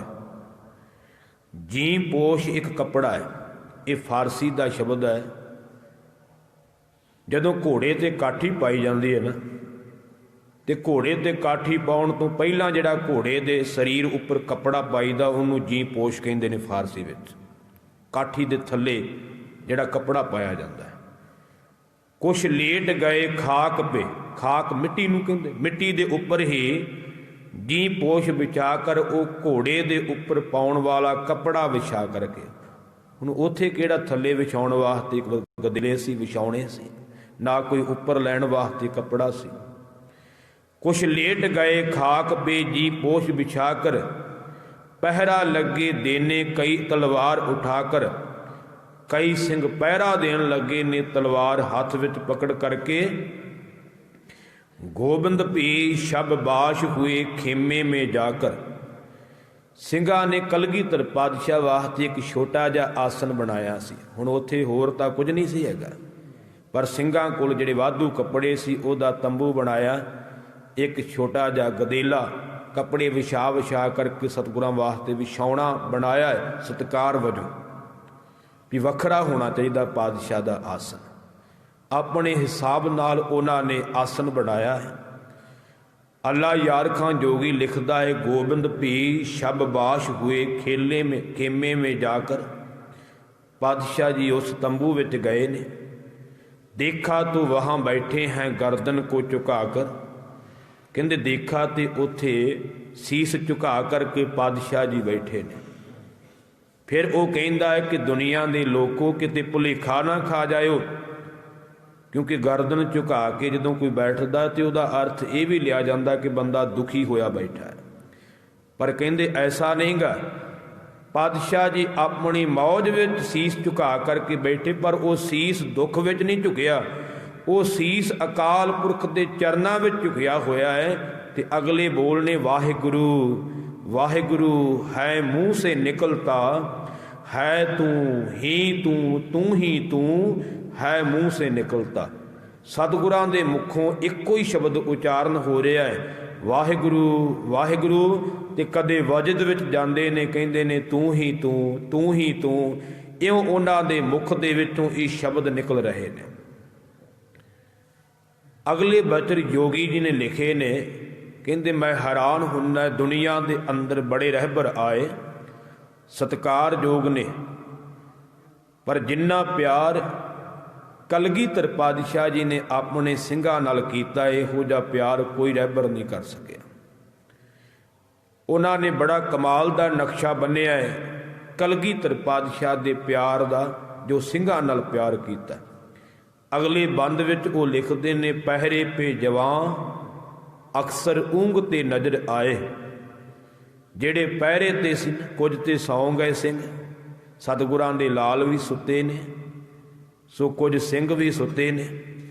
ਕੁਝ ਸਿੰਘ ਜਿਹੜੇ ਪਹਿਰਾ ਦੇ ਰਹੇ ਸਨ, ਜੋਗੀ ਜੀ ਲਿਖਦੇ ਨੇ ਜਿਹੜੇ ਪਹਿਰਾ ਦੇ ਰਹੇ ਸਨ ਸਿੰਘ, ਉਹਨਾਂ ਨੂੰ ਵੀ ਝੋਕਾਂ ਲੱਗ ਰਹੀਆਂ, ਕਿਉਂਕਿ ਕਈ ਦਿਨਾਂ ਦਾ ਉਨੀਂਦਰਾ ਹੈ, ਕਈ ਦਿਨਾਂ ਦੇ ਭੁੱਖਣ ਭਾਣੇ ਨੇ, ਤੇ ਨੀਂਦ ਤਾਂ ਬਦੋ ਬਦੀ ਆਉਂਦੀ ਹੈ ਜਦੋਂ ਉਨੀਂਦਰਾ ਹੋਵੇ। ਪਹਿਰੇ ਪੇ ਜਵਾਂ ਅਕਸਰ ਊਂਘ ਤੇ ਨਜ਼ਰ ਆਏ, यूं हर जगह खामोश बेखबर आए, सोए हुए बच्चे करी जू पदर आए। सतगुरां दे बच्चे भी सुते होए, सिंह भी सुते होए, पातशाह जी आए ने ते आकर के उन्होंने की कीता है, ਸਿੰਘਾਂ ਦੇ ਵਿੱਚ ਵਿਚਰਦੇ ਪਏ ਨੇ। ਚੂਮਾ ਕਬੀ ਹਲਕੂਮ ਦਹਨ ਚੂਮਨੇ ਬੈਠੇ, ਕਹਿੰਦੇ ਸਿੰਘਾਂ ਦੇ ਸਰਾਣੇ ਵੱਲ ਗਏ, ਕਿਸੇ ਦਾ ਹਲਕ ਚੁੰਮਿਆ, ਹਲਕ ਕਹਿੰਦੇ ਨੇ ਗਲੇ ਨੂੰ, ਗਲਾ ਚੁੰਮਿਆ ਤੇ ਆਖਿਆ ਇਹ ਗਲਾ ਧਨ ਹੈ ਜਿਸ ਗਲੇ ਨੇ ਕੱਲ ਨੂੰ ਧਰਮ ਵਾਸਤੇ, ਕੌਮ ਵਾਸਤੇ, ਮਜਲੂਮਾਂ ਦੀ ਰੱਖਿਆ ਵਾਸਤੇ ਕੱਟ ਜਾਣਾ ਹੈ। ਕਿਸੇ ਦਾ ਕਲਗੀਧਰ ਪਾਤਸ਼ਾਹ ਨੇ ਮੱਥਾ ਚੁੰਮਿਆ, ਇਹ ਮੱਥਾ ਧਨ ਹੈ ਜਿਸ ਨੇ ਕੱਲ ਨੂੰ ਜੰਗ ਦੇ ਮੈਦਾਨ ਅੰਦਰ ਆਪਣੇ ਸਨਮੁਖ ਹੋ ਕਰਕੇ ਤੀਰ ਖਾਣੇ ਨੇ, ਇਸ ਮੱਥੇ ਨੇ ਪ੍ਰਵਾਨ ਹੋਣਾ ਹੈ, ਕੁਰਬਾਨ ਹੋਣਾ ਹੈ। ਚੂਮਾ ਕਭੀ ਹਲਕੂਮ ਦਹਨ ਚੂਮਨੇ ਬੈਠੇ, ਜਬ ਪਾਇੰਤੀ ਆਏ ਤਬ ਚਰਨ ਚੂਮਨੇ ਬੈਠੇ। ਅੱਗੇ ਲਿਖਦੇ ਨੇ ਕਿ ਜਦੋਂ ਕਲਗੀਧਰ ਪਾਤਸ਼ਾਹ ਸਿੰਘਾਂ ਦੇ ਪੈਰਾਂ ਵੱਲ ਆਏ ਨਾ, ਤੇ ਮੇਰੇ ਪਾਤਸ਼ਾਹ ਨੇ ਸਿੰਘਾਂ ਦੇ ਚਰਨ ਵੀ ਚੁੰਮੇ ਨੇ। ਆਖਿਆ ਇਹ ਚਰਨ ਧਨ ਨੇ, ਇਹ ਪੈਰ ਧਨ ਨੇ ਜਿਨ੍ਹਾਂ ਪੈਰਾਂ ਨੇ ਕੱਲ ਨੂੰ ਜੰਗ ਦੇ ਮੈਦਾਨ ਵਿੱਚ ਜਾਣਾ ਹੈ। ਕੋਈ ਐਸਾ ਰਹਿਬਰ ਦੁਨੀਆ ਦਾ ਜਿਨ੍ਹਾਂ ਚਰਨ ਚੁੰਮੇ ਹੋਣ ਆਪਣੇ ਸੇਵਕਾਂ ਦੇ, इत्थे ते दुनिया अंदर ऐसे रहबर आए जिन्हां ने आखिया है कि मैं तुहाडा आदरी हाँ ते तुसीं मेरियां भेडां हो। अपने सेवकां नूं भेडां कहण वाले तां बथेरे इत्थे आए, पर अपने सेवकां दे चरण चुम्मण वाला ते अपने सेवकां नूं अपना रूप कहण वाला इको कलगीधर पातशाह है। ध्यान देना, कलगीधर पातशाह ने आख्या ना, खालसा मेरो रूप है खास, खालसे मैं हाओ करो निवास। कलगीधर पातशाह ने ਸਿੰਘਾਂ ਦੇ चरण चुमे ने। सो उस तो अगली विचार ਅੱਲਾ ਯਾਰ ਖਾਂ ਜੋਗੀ लिखता है कि उत्थे कलगीधर पातशाह ने एक अरदास की है। ਇਹੋ जी अरदास ना कोई कर सकिया ते ना कोई दुनिया विच कर सकेगा। वो लिखते ने, जब 1.5 घड़ी रात गई जिक्रे खुदा में, खेमे से बाहर निकल आए सरकार हवा में। कहते जदों 1.5 घड़ी रात बतीत हो गई, रब की रजा दे विच वाहिगुरू वाहिगुरू जपदियां होए तंबू दे विचों सरकार दा अर्थ इत्थे कलगीधर पातशाह नूं सरकार किया है, ते वाकई सच्ची सरकार ने पातशाह। तंबू दे विचों बाहर निकल आए ने, कदमों से टहलते थे मगर दिल था दुआ में। चरनां दे नाल कलगीधर पातशाह इधर उधर टहलदे फिरदे सन, पर उन्हां दा अंदर दुआ दे विच अरदास विच जुड़िया होया सी। बोले ऐ खुदावंद हूँ खुश मैं तेरी रजा में। बोले ने ऐ अकाल पुरख मैं तेरी रजा दे विच तेरे भाने दे विच खुश हाँ। करतार से कहते थे गोया रूबरू होकर, कल जाऊंगा चमकौर से मैं सुरखरू होकर। ये अरदास की थी। करतार वाहिगुरू नूं कहंदे सी, सन्मुख हो करके कलगीधर पातशाह कि हे अकाल पुरख, कल नूं मैं इस चमकौर की धरती तो सुरखरू हो करके जावांगा। जिहड़ा मैं बचन कीता सी कल नूं पूरा करके जावांगा। कल जाऊंगा चमकौर से मैं सुरखरू होकर, मैं तेरा हूँ बच्चे भी मेरे तेरे मौला। अगला बचन किया, हे अकाल पुरख मैं भी तेरा हाँ, मैं तेरा हूँ बच्चे भी मेरे तेरे मौला। ये बच्चे भी मेरे जड़े तेरे ने मालका, थे तेरे ही, ये पहला भी तेरे सन, हैं तेरे हुण भी तेरे, तेरे रहेंगे दाता। आ बचन ध्यान देने वाला है। पातशाह ने आख्या रहणगे भी तेरे ही सदा वास्ते, क्योंकि केवल उदों नहीं आख्या सी तेरे रहेंगे दाता, तेरे रहणगे अज भी साहिबजादे उहदे ही ने। आपां उहदे समझ करके उहनूं मत्था टेकदे आ। अज किते दूर थोड़ा चले गए। पातशाह ने आख्या सी तेरे रहेंगे दाता, हे अकाल पुरख तेरे रहणगे, ते ओह साहिबजादे सदा ही उहदे ने, उहदे तो दूर नहीं हो सकते। जिस हाल में रखें तू वही हाल है अच्छा, जेड़े हाल विच वाहिगुरू जी तुसीं रखो वो हाल अच्छा है। 7 पोह की रात बतीत हो गई, अगला दिन चढ़िया है तो तैयारी कर ली है। सतगुरां दे नाल 40 सिंह ने गुरु प्यार वालिओ, कई विद्वान 41 का भी जिक्र करते हैं। 41 सिंह सन, 2 साहिबजादे सन अते गुरु प्यार वालिओ एक कलगीधर पातशाह आप सन, कुल सन 44। हुण समा बीतता गया। सतगुरु पातशाह जी ने उस वेले तैयारी की ते आख्या सिंघो हुण समा वो आ गया, मैं जेड़े बचन कहे सी अज पूरे करने ने। मैं अपने मुखों वचन उचारे सन, 1.25 लाख से एक लड़ाऊं तब गोबिंद सिंह नाम कहाऊं। अज वो समा आ गया। हुण सतगुरां दे नाल 40 सिंह ने, दूजे पासे गुरु प्यार वालिओ 10 लाख फौज चढ़ करके आई है। ये कलगीधर पातशाह जी ने जफरनामे की पावन बाणी अंदर बचन लिखे ने, गोरसना के कारे कुनद चेहल नार कि 10 लाख बर आयद बरो बेखबर, ਪਾਤਸ਼ਾਹ ਜੀ ਉਚਾਰਨ ਕਰਦੇ ਨੇ ਕਿ ਇੱਕ ਪਾਸੇ 40 ਸਿੰਘ ਉਹ ਵੀ ਭੁੱਖਣ ਭਾਣੇ ਕਈ ਦਿਨਾਂ ਤੋਂ ਨੀਂਦਰੇ ਦੇ ਮਾਰੇ ਹੋਏ, ਤੇ ਉਹਨਾਂ 40 ਸਿੰਘਾਂ ਨਾਲ ਲੜਨ ਵਾਸਤੇ ਪਕੜਨ ਵਾਸਤੇ 10 ਲੱਖ ਫੌਜ ਲੈ ਕਰਕੇ ਮੁਗਲ ਤੇ ਪਹਾੜੀ ਰਾਜੇ ਆਏ ਨੇ। ਮੌਕੇ ਦਾ ਕਵੀ ਸੈਨਾਪਤ ਸਿੰਘ, ਜਿਸ ਨੇ ਸ਼੍ਰੀ ਗੁਰ ਸੋਭਾ ਗ੍ਰੰਥ ਲਿਖਿਆ, ਉਸਨੇ ਵੀ ਬਚਨ ਲਿਖੇ ਨੇ, ਕਹਾਂ ਵੀਰ 40 ਸ਼ੁਦਾਵੰਦ ਭਾਰੇ, ਕਹਾਂ 1 9 ਲੱਖ ਆਏ ਹਕਾਰੇ। ਕਿੱਧਰ ਕਹਿੰਦੇ 40 ਸਿੰਘ ਉਹ ਵੀ ਕਈ ਦਿਨਾਂ ਦੇ ਭੁੱਖਣ ਭਾਰੇ, ਅਤੇ ਕਹਾਂ 1 9 ਲੱਖ, 1 ਤੇ 9 10 ਲੱਖ ਫੌਜ ਚੜ੍ਹ ਕਰਕੇ ਆਈ ਹੈ। ਸਤਿਗੁਰਾਂ ਨੇ ਤਿਆਰੀ ਕੀਤੀ ਹੈ, ਤੇ ਗੁਰੂ ਪਿਆਰ ਵਾਲਿਓ ਉਸ ਵੇਲੇ 8 ਸਿੰਘਾਂ ਦਾ ਜਥਾ ਤਿਆਰ ਕੀਤਾ ਹੈ। ਕਲਗੀਧਰ ਪਾਤਸ਼ਾਹ ਮਹਾਰਾਜ ਉੱਪਰ ਮਮਟੀ ਦੇ ਵਿੱਚ ਭਾਵ ਚਬਾਰੇ ਦੇ ਵਿੱਚ ਬੈਠੇ ਨੇ ਤੀਰ ਲੈ ਕਰਕੇ। ਉਧਰੋਂ ਵੈਰੀਆਂ ਨੇ ਚਮਕੌਰ ਦੀ ਗੜੀ ਨੂੰ ਘੇਰਾ ਪਾਇਆ ਹੋਇਆ ਹੈ। ਸਤਿਗੁਰੂ ਪਾਤਸ਼ਾਹ ਮਹਾਰਾਜ ਨੇ ਤਿਆਰੀ ਕੀਤੀ ਤੇ ਸੋਚਿਆ ਹੈ ਕਿ ਵਿੱਚ ਰਹਿ ਕਰਕੇ ਜੰਗ ਤਾਂ ਨਹੀਂ ਹੋਣਾ, ਬਾਹਰ ਜਾਣਾ ਪਵੇਗਾ। 8 ਸਿੰਘਾਂ ਦੇ ਜਥੇ ਤਿਆਰ ਕੀਤੇ, ਤੇ ਗੁਰੂ ਪਿਆਰ ਵਾਲਿਓ ਸਤਿਗੁਰੂ ਪਾਤਸ਼ਾਹ ਜੀ ਥਾਪੜਾ ਦੇ ਕਰਕੇ ਸਿੰਘਾਂ ਨੂੰ ਤੋਰਦੇ ਨੇ। ਸਿੰਘ ਜਾਂਦੇ ਨੇ ਜੰਗ ਦੇ ਮੈਦਾਨ ਅੰਦਰ, ਤੇ ਸਭ ਤੋਂ ਪਹਿਲਾ ਜਥਾ ਕੌਣ ਲੈ ਕੇ ਗਿਆ? ਭਾਈ ਸਾਹਿਬ ਭਾਈ ਹਿੰਮਤ ਸਿੰਘ ਜੀ, 5 ਪਿਆਰਿਆਂ ਵਿੱਚੋਂ ਤੀਸਰੇ ਨੰਬਰ ਤੇ ਜਿਹੜੇ ਆਉਂਦੇ ਨੇ। ਭਾਈ ਹਿੰਮਤ ਸਿੰਘ ਜੀ ਸਿੰਘਾਂ ਦਾ ਜਥਾ ਲੈ ਕਰਕੇ ਗਏ, ਜੰਗ ਦੇ ਮੈਦਾਨ ਅੰਦਰ ਗਏ, ਵੈਰੀਆਂ ਦੇ ਆਹੂ ਲਾਉਂਦਿਆਂ ਹੋਇਆਂ ਆਖਰਕਾਰ ਸ਼ਹਾਦਤ ਦਾ ਜੰਮ ਪੀ ਗਏ ਨੇ। ਇਸੇ ਤਰ੍ਹਾਂ ਦੂਜਾ ਜਥਾ ਤੋਰਿਆ ਭਾਈ ਮੋਹਕਮ ਸਿੰਘ ਜੀ ਲੈ ਕਰਕੇ ਗਏ ਨੇ। ਸੋ ਗੁਰੂ ਪਿਆਰ ਵਾਲਿਓ ਵੈਰੀਆਂ ਦੇ ਆਹੂ ਲਾਉਂਦਿਆਂ ਹੋਇਆਂ ਭਾਈ ਮੋਹਕਮ ਸਿੰਘ ਜੀ ਸ਼ਹਾਦਤ ਦਾ ਜੰਮ ਪੀ ਗਏ ਨੇ। ਤੀਸਰਾ ਜਥਾ ਤੋਰਿਆ ਹੈ, ਸੋ ਭਾਈ ਸਾਹਿਬ ਸਿੰਘ ਜੀ ਲੈ ਕਰਕੇ ਗਏ ਨੇ 5 ਪਿਆਰਿਆਂ ਦੇ ਵਿੱਚੋਂ। ਸੋ ਗੁਰੂ ਪਿਆਰ ਵਾਲਿਓ ਵੈਰੀਆਂ ਦੇ ਆਹੂ ਲਾਉਂਦਿਆਂ ਹੋਇਆਂ ਉਸ ਵੇਲੇ ਸ਼ਹਾਦਤ ਦਾ ਜਾਮ ਪੀ ਗਏ ਨੇ।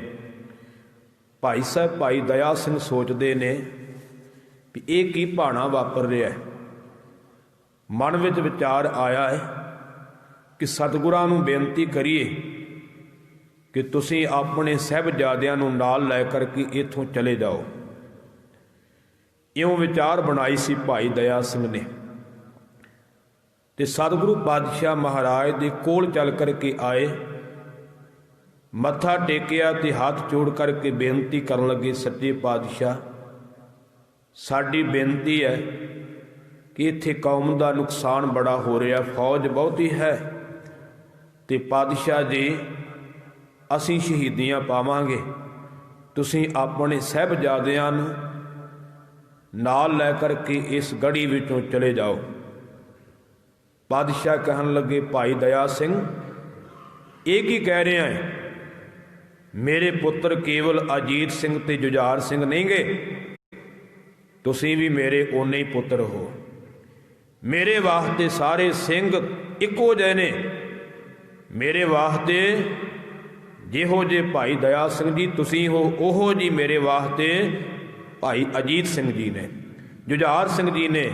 ਮੈਂ ਕੋਈ ਵਿਤਕਰਾ ਨਹੀਂ ਸਮਝਿਆ, ਐਸਾ ਕਦਾਚਿਤ ਨਹੀਂ ਹੋ ਸਕਦਾ। ਅਜੇ ਇੰਨੇ ਬਚਨ ਬੁਲਾਸ ਹੀ ਹੋ ਰਹੇ ਸੀ, ਇੰਨੇ ਚਿਰ ਨੂੰ ਗੁਰੂ ਕਾ ਸਾਹਿਬਜ਼ਾਦਾ ਬਾਬਾ ਅਜੀਤ ਸਿੰਘ ਚੱਲ ਕੇ ਆ ਗਿਆ। ਆ ਮੱਥਾ ਟੇਕਿਆ, ਹੱਥ ਜੋੜੇ, ਸਤਿਗੁਰੂ ਪਾਤਸ਼ਾਹ ਮਹਾਰਾਜ ਨੂੰ ਬੇਨਤੀ ਕੀਤੀ, ਸੱਚੇ ਪਾਤਸ਼ਾਹ ਮੈਨੂੰ ਵੀ ਹੁਕਮ ਦਿਓ, ਜੋ ਸ਼ਾਸਤਰ ਵਿਦਿਆ ਤੁਸੀਂ ਮੈਨੂੰ ਸਿਖਾਈ ਆ, ਅੱਜ ਮੇਰੀ ਸ਼ਾਸਤਰ ਵਿਦਿਆ, ਅੱਜ ਮੇਰੇ ਜੌਹਰ ਆਪਣੀਆਂ ਅੱਖਾਂ ਦੇ ਨਾਲ ਤੱਕੋ।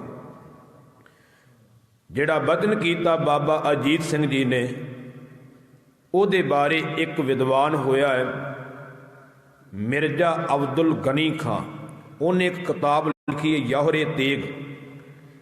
ਉਹਦੇ ਵਿੱਚ ਉਹਨੇ ਬੜੇ ਸੁੰਦਰ ਬਚਨ ਲਿਖੇ ਨੇ। ਉਹ ਲਿਖਦਾ ਹੈ ਕਿ ਬਾਬਾ ਅਜੀਤ ਸਿੰਘ ਜੀ ਕਹਿ ਰਹੇ ਨੇ, मुझको दीजै हुक्म कि यहुर दिखाऊं मैं, जाए बला से जान पे वापस न आऊं मैं, जोश से मैदान को कदम बढ़ाऊं मैं, भुचाल की तरह जहाँ हिलाऊं मैं, नाम का अजीत हूँ जीता ना जाऊंगा, जीता तो खैर हार के वापस न आऊंगा। ये बचन कहे, आख्या पिता जी तुसी मेरा नाम अजीत सिंह रखिया। ते अजीत सिंह नाम पता कदों रखिया सी?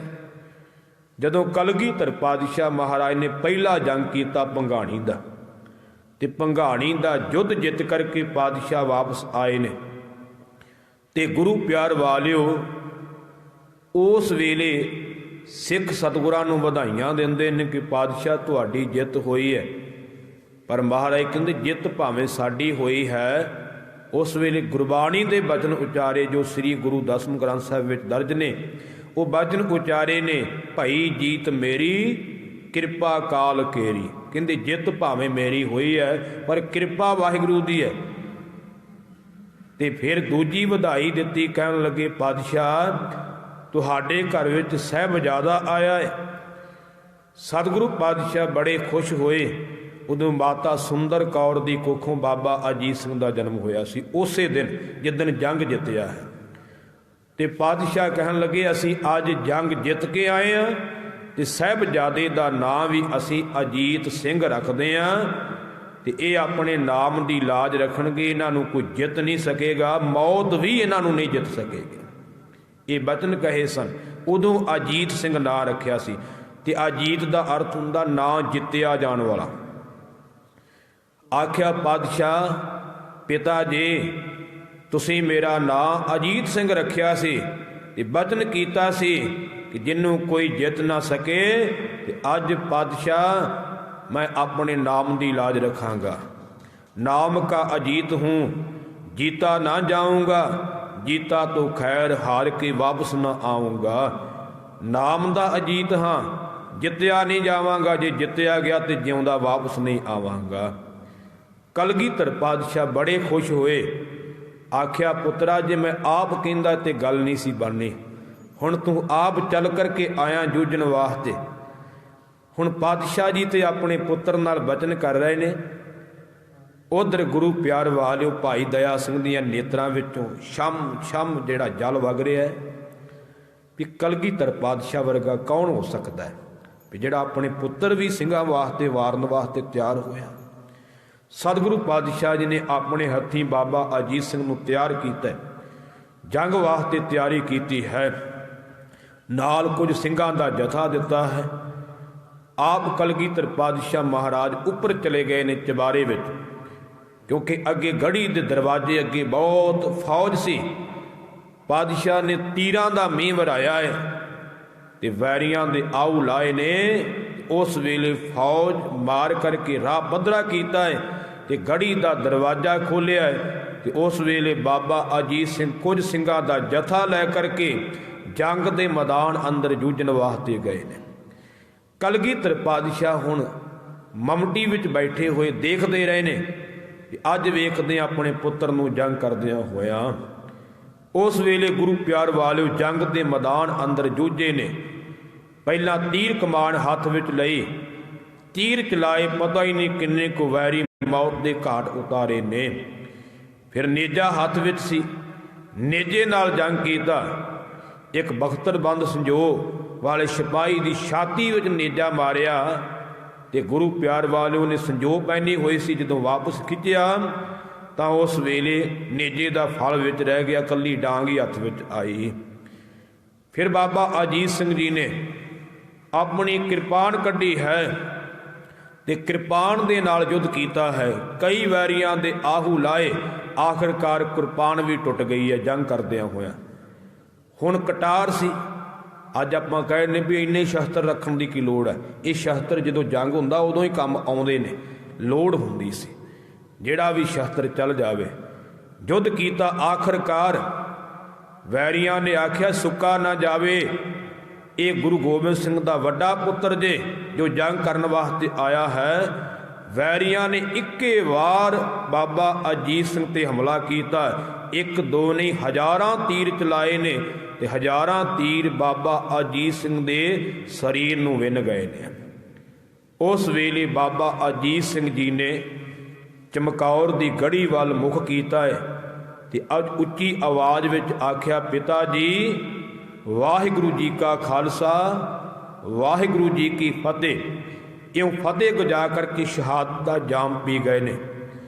ਇਧਰ ਕਲਗੀਧਰ ਪਾਤਸ਼ਾਹ ਭਜਨ ਉਚਾਰਦੇ ਨੇ, ਜਿਸ ਕੀ ਵਸਤ ਤਿਸ ਆਗਾ ਰਾਖੈ, ਪ੍ਰਭ ਕੀ ਆਗਿਆ ਮਾਨੈ ਮਾਥੈ, ਉਸ ਤੇ ਚੌਗਣ ਕਰੈ ਨਿਹਾਲ, ਨਾਨਕ ਸਾਹਿਬ ਸਦਾ ਦਇਆਲ। ਇਹ ਭਜਨ ਉਚਾਰ ਕਰਕੇ 5 ਜਕਾਰੇ ਮੇਰੇ ਪਾਤਸ਼ਾਹ ਨੇ ਉਸ ਵੇਲੇ ਛੱਡਣਾ ਕੀਤੇ ਨੇ। ਹੈ ਕੋਈ ਐਸਾ ਪਿਤਾ ਜਿਹੜਾ ਆਪਣੇ ਪੁੱਤਰ ਦੀ ਸ਼ਹਾਦਤ ਤੇ ਜਕਾਰੇ ਛੱਡਦਾ ਹੋਵੇ? ਇੱਕੋ ਇੱਕ ਕਲਗੀਧਰ ਪਾਤਸ਼ਾਹ। ਇੱਥੇ ਤਾਂ ਪੁੱਤਰ ਦੀ ਮੌਤ ਹੋਵੇ ਤੇ ਲੋਕ ਧਾਹਾਂ ਮਾਰ ਮਾਰ ਕੇ ਰੋਂਦੇ, ਜਕਾਰੇ ਕੌਣ ਛੱਡਦਾ? ਇੱਥੇ ਕਲਗੀਧਰ ਪਾਤਸ਼ਾਹ ਮਹਾਰਾਜ। ਅੱਲਾ ਯਾਰ ਖਾਂ ਜੋਗੀ ਨੇ ਇੱਥੇ ਬੜੇ ਸੁੰਦਰ ਬਚਨ ਲਿਖੇ ਨੇ। ਜਦੋਂ ਬਾਬਾ ਅਜੀਤ ਸਿੰਘ ਜੰਗ ਕਰ ਰਹੇ ਸੀ ਨਾ, ਤੇ ਉਹਨਾਂ ਨੇ ਉਹ ਨਕਸ਼ਾ ਖਿੱਚਿਆ ਹੈ, ਸ਼ਹਿਜ਼ਾਦਾਏ ਜੀ ਜਹਾਂ ਨੇ ਜਿਹ ਫੌਜ ਬਗਾ ਦੀ, शहजादाए जी जहाँ ने भागड़ भी मचा दी, कभी ये फौज भगा दी कभी वो फौज भगा दी, बढ़ चढ़ के तवक्को से सुजाड़ जो दिखाई, सतगुरु ने वहीं किला से बेटे को सदा दी। सदा का अर्थ फारसी विच आवाज़ हुंदा है, आपां आवाज़ कहने वो सदा कहंदे। सतगुरां ने चमकौर की गढ़ी विचों उथों आवाज़ दित्ती। की आखिया जदों शहीद होए ना, की आखिया? शाबाश पिसर खूब दलेरी से लड़े हो, हाँ क्यों ना हो गोबिंद को फरजंद जो बड़े हो। आख्या शाबाश पुत्र बड़ी दलेरी नाल लड़िया है। हाँ पुत्रा क्यों ना लड़े, तू गुरु गोबिंद सिंह दा वड्डा साहिबजादा, तू लड़े क्यों ना? उस वेले ये बचन कहे। एक बचन विद्वाना ने होर लिखिया है, कहते अकाल पुरख का शुकराना किया सी मेरे पातशाह ने। जो पहले पुत्र की शहादत हुई तो पातशाह ने शुकराना किया।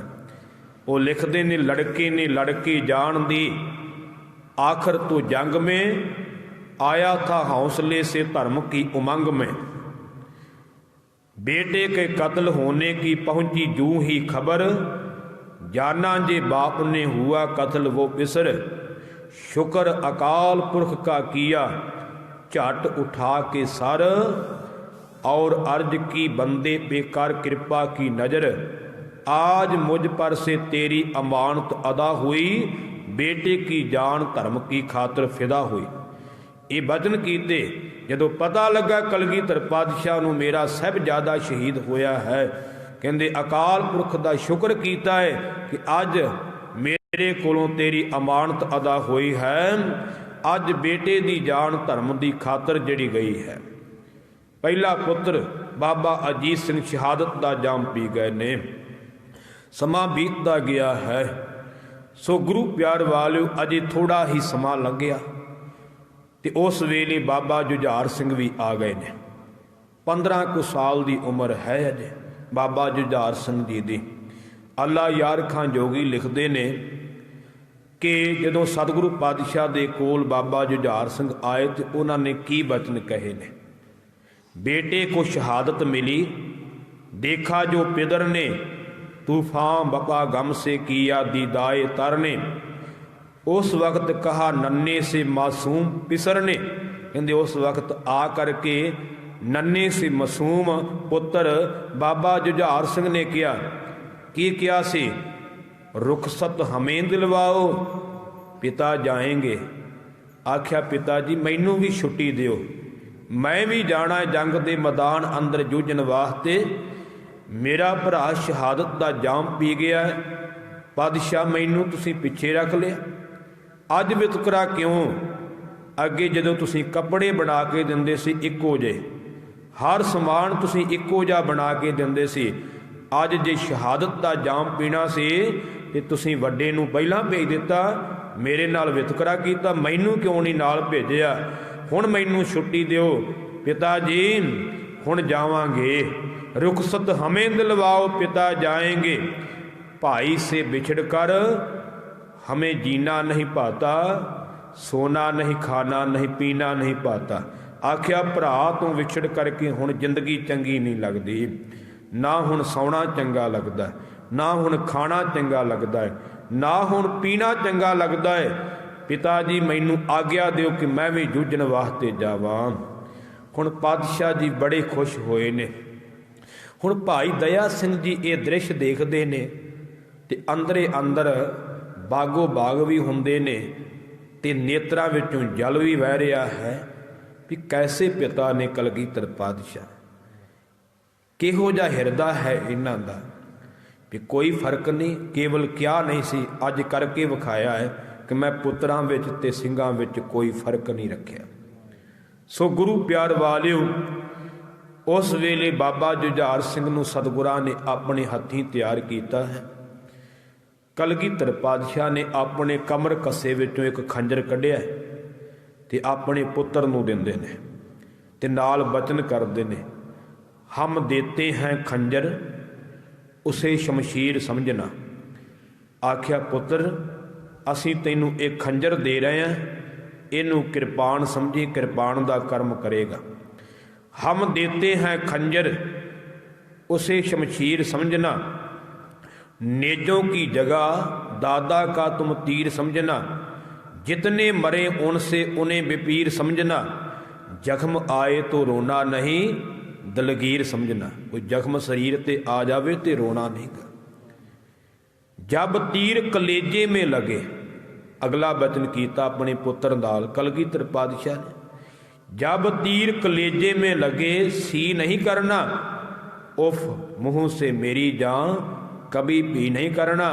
आख्या पुत्र जदों तीर कलेजे विच आ करके वजे कदी मुख तो सी हाय शब्द नहीं उच्चारण करना।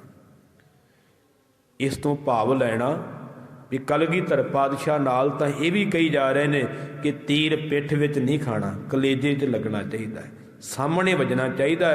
कल नूं कोई ये ना आखे भी गुरु गोबिंद सिंह दा पुत्र जंग के मैदान विचों भज्जा आउंदा सी ते पिठ ते किसी ने वार कर दिता। आख्या नहीं लाल जी, जब तीर कलेजे में लगे, तीर कलेजे च लगना चाहिए, छाती विच लगना चाहिए। तो जदों तीर कलेजे विच वजे तो मुख तो सी नहीं कहना, उफ मुंह से मेरी जान कभी भी नहीं करना। कदे भी मुख तो सी जां हाय ऐहो जिहा शब्द नहीं उच्चारना। लो जाओ सुधारो तुम्हें अल्लाह को सौंपा, मरो या मारो तुम्हें अल्लाह को सौंपा, रब को न बिसारो तुम्हें अल्लाह को सौंपा, सिक्खी को उभारो तुम्हें अल्लाह को सौंपा। ते अगला वचन जिहड़ा किया सी सुन के हैरान हो जाइदा। वाहिगुरु अब जंग की हिम्मत तुम्हें बख्शे, प्यासे हो जाते जाम शहादत तुम्हें बख्शे। कोई ऐसा पिता है दुनिया अंदर? अरदास करते ने कलगीधर पातशाह अपने छोटे पुत्र बाबा जुझार सिंह वास्ते। पहला तो कहते जाओ तुहानू असी पहले ही अल्लाह नू सौंप दिता है, वाहिगुरू नू सौंपिया होया, मरो या मारो तुम्हें अल्लाह को सौंपा, मरो या मारो तुहानू असी अल्लाह नू सौंपिया होया है। रब को ना बसारो, रब नू ना भुलाओ, असी तुहानू अल्लाह नू सौंपिया होया है। सिक्खी को उभारो तुम्हें अल्लाह को सौंपा, सिक्खी नू अगे वधाओ तुहानू असी अकाल पुरख नू सौंपिया होया है। ते अगला वचन किया है वाहिगुरू अब जंग की हिम्मत तुम्हें बख्शे। अरदास करते ने कलगीधर पातशाह कि वाहिगुरू तुहानू हुण जंग की हिम्मत बख्शे। ते अगली अरदास सुनोगे हैरान होवोगे। प्यासे होए जाते जाम शहादत तुम्हें बख्शे, प्यासे तुसीं जांदे हो वाहिगुरू तुहानू शहीदी देवे। है कोई बाप? आपां भी बच्चे ही हाँ, अपने भी माँ बाप ते अपने भी गांह बच्चे ते आपां की अरदास करते हैं कि साडे पुत्र नूं लंबी उम्र देवे रब, इहो ही कहने सुख देवे दुख ना आवे। पर कलगीधर पातशाह अरदास करते ने वाहिगुरू तुहानू शहादत देवे, मौत देवे। ऐसा कोई बाप है? इको एक कलगीधर पातशाह है। प्यासे हो जाते जाम शहादत तुम्हें बख्शे।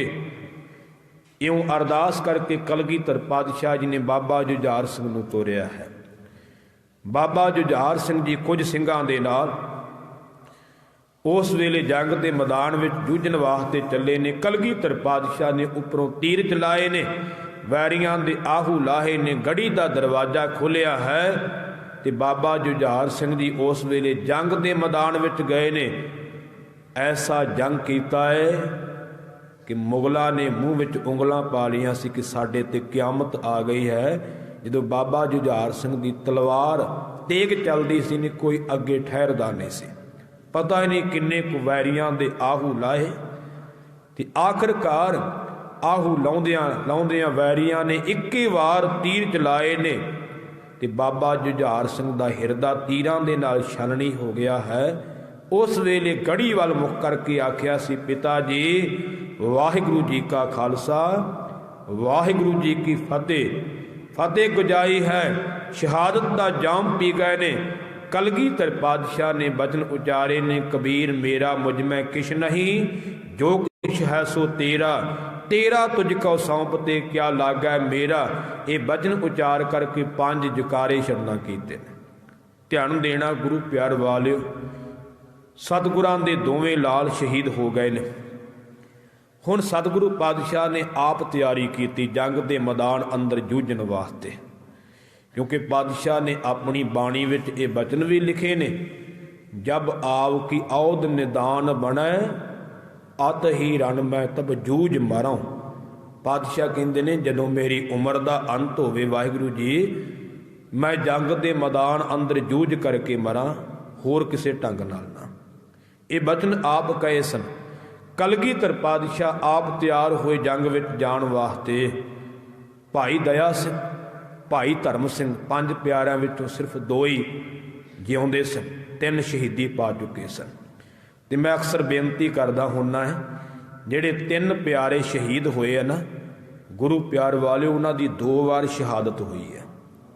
ਇੱਕ ਵਾਰ ਤੇ ਉਦੋਂ ਸਿਰ ਦਿੱਤਾ ਸੀ ਜਦੋਂ 1699 ਦੀ ਵਿਸਾਖੀ ਨੂੰ ਖਾਲਸਾ ਪੰਥ ਦੀ ਸਾਜਨਾ ਕੀਤੀ ਹੈ। ਉਦੋਂ ਵੀ ਤਾਂ ਸਿਰ ਹੀ ਦਿੱਤਾ ਨਾ ਪਾਤਸ਼ਾਹ ਨੇ, ਉਦੋਂ ਵੀ ਸਿਰ ਲਾਇਆ ਸੀ, ਉਦੋਂ ਵੀ ਸਿਰ ਲਾਏ ਸੀ। ਤੇ ਉਹ ਜਿਹੜਾ ਸਿਰ ਗੁਰੂ ਨੂੰ ਦਿੱਤਾ ਸੀ ਨਾ, ਉਹ ਵਾਪਸ ਨਹੀਂ ਲਿਆ, ਫਿਰ ਗੁਰੂ ਨੂੰ ਹੀ ਦੇ ਦਿੱਤਾ ਹੈ। ਉਹ ਗੁਰੂ ਵਾਸਤੇ ਵਾਰ ਦਿੱਤਾ ਹੈ।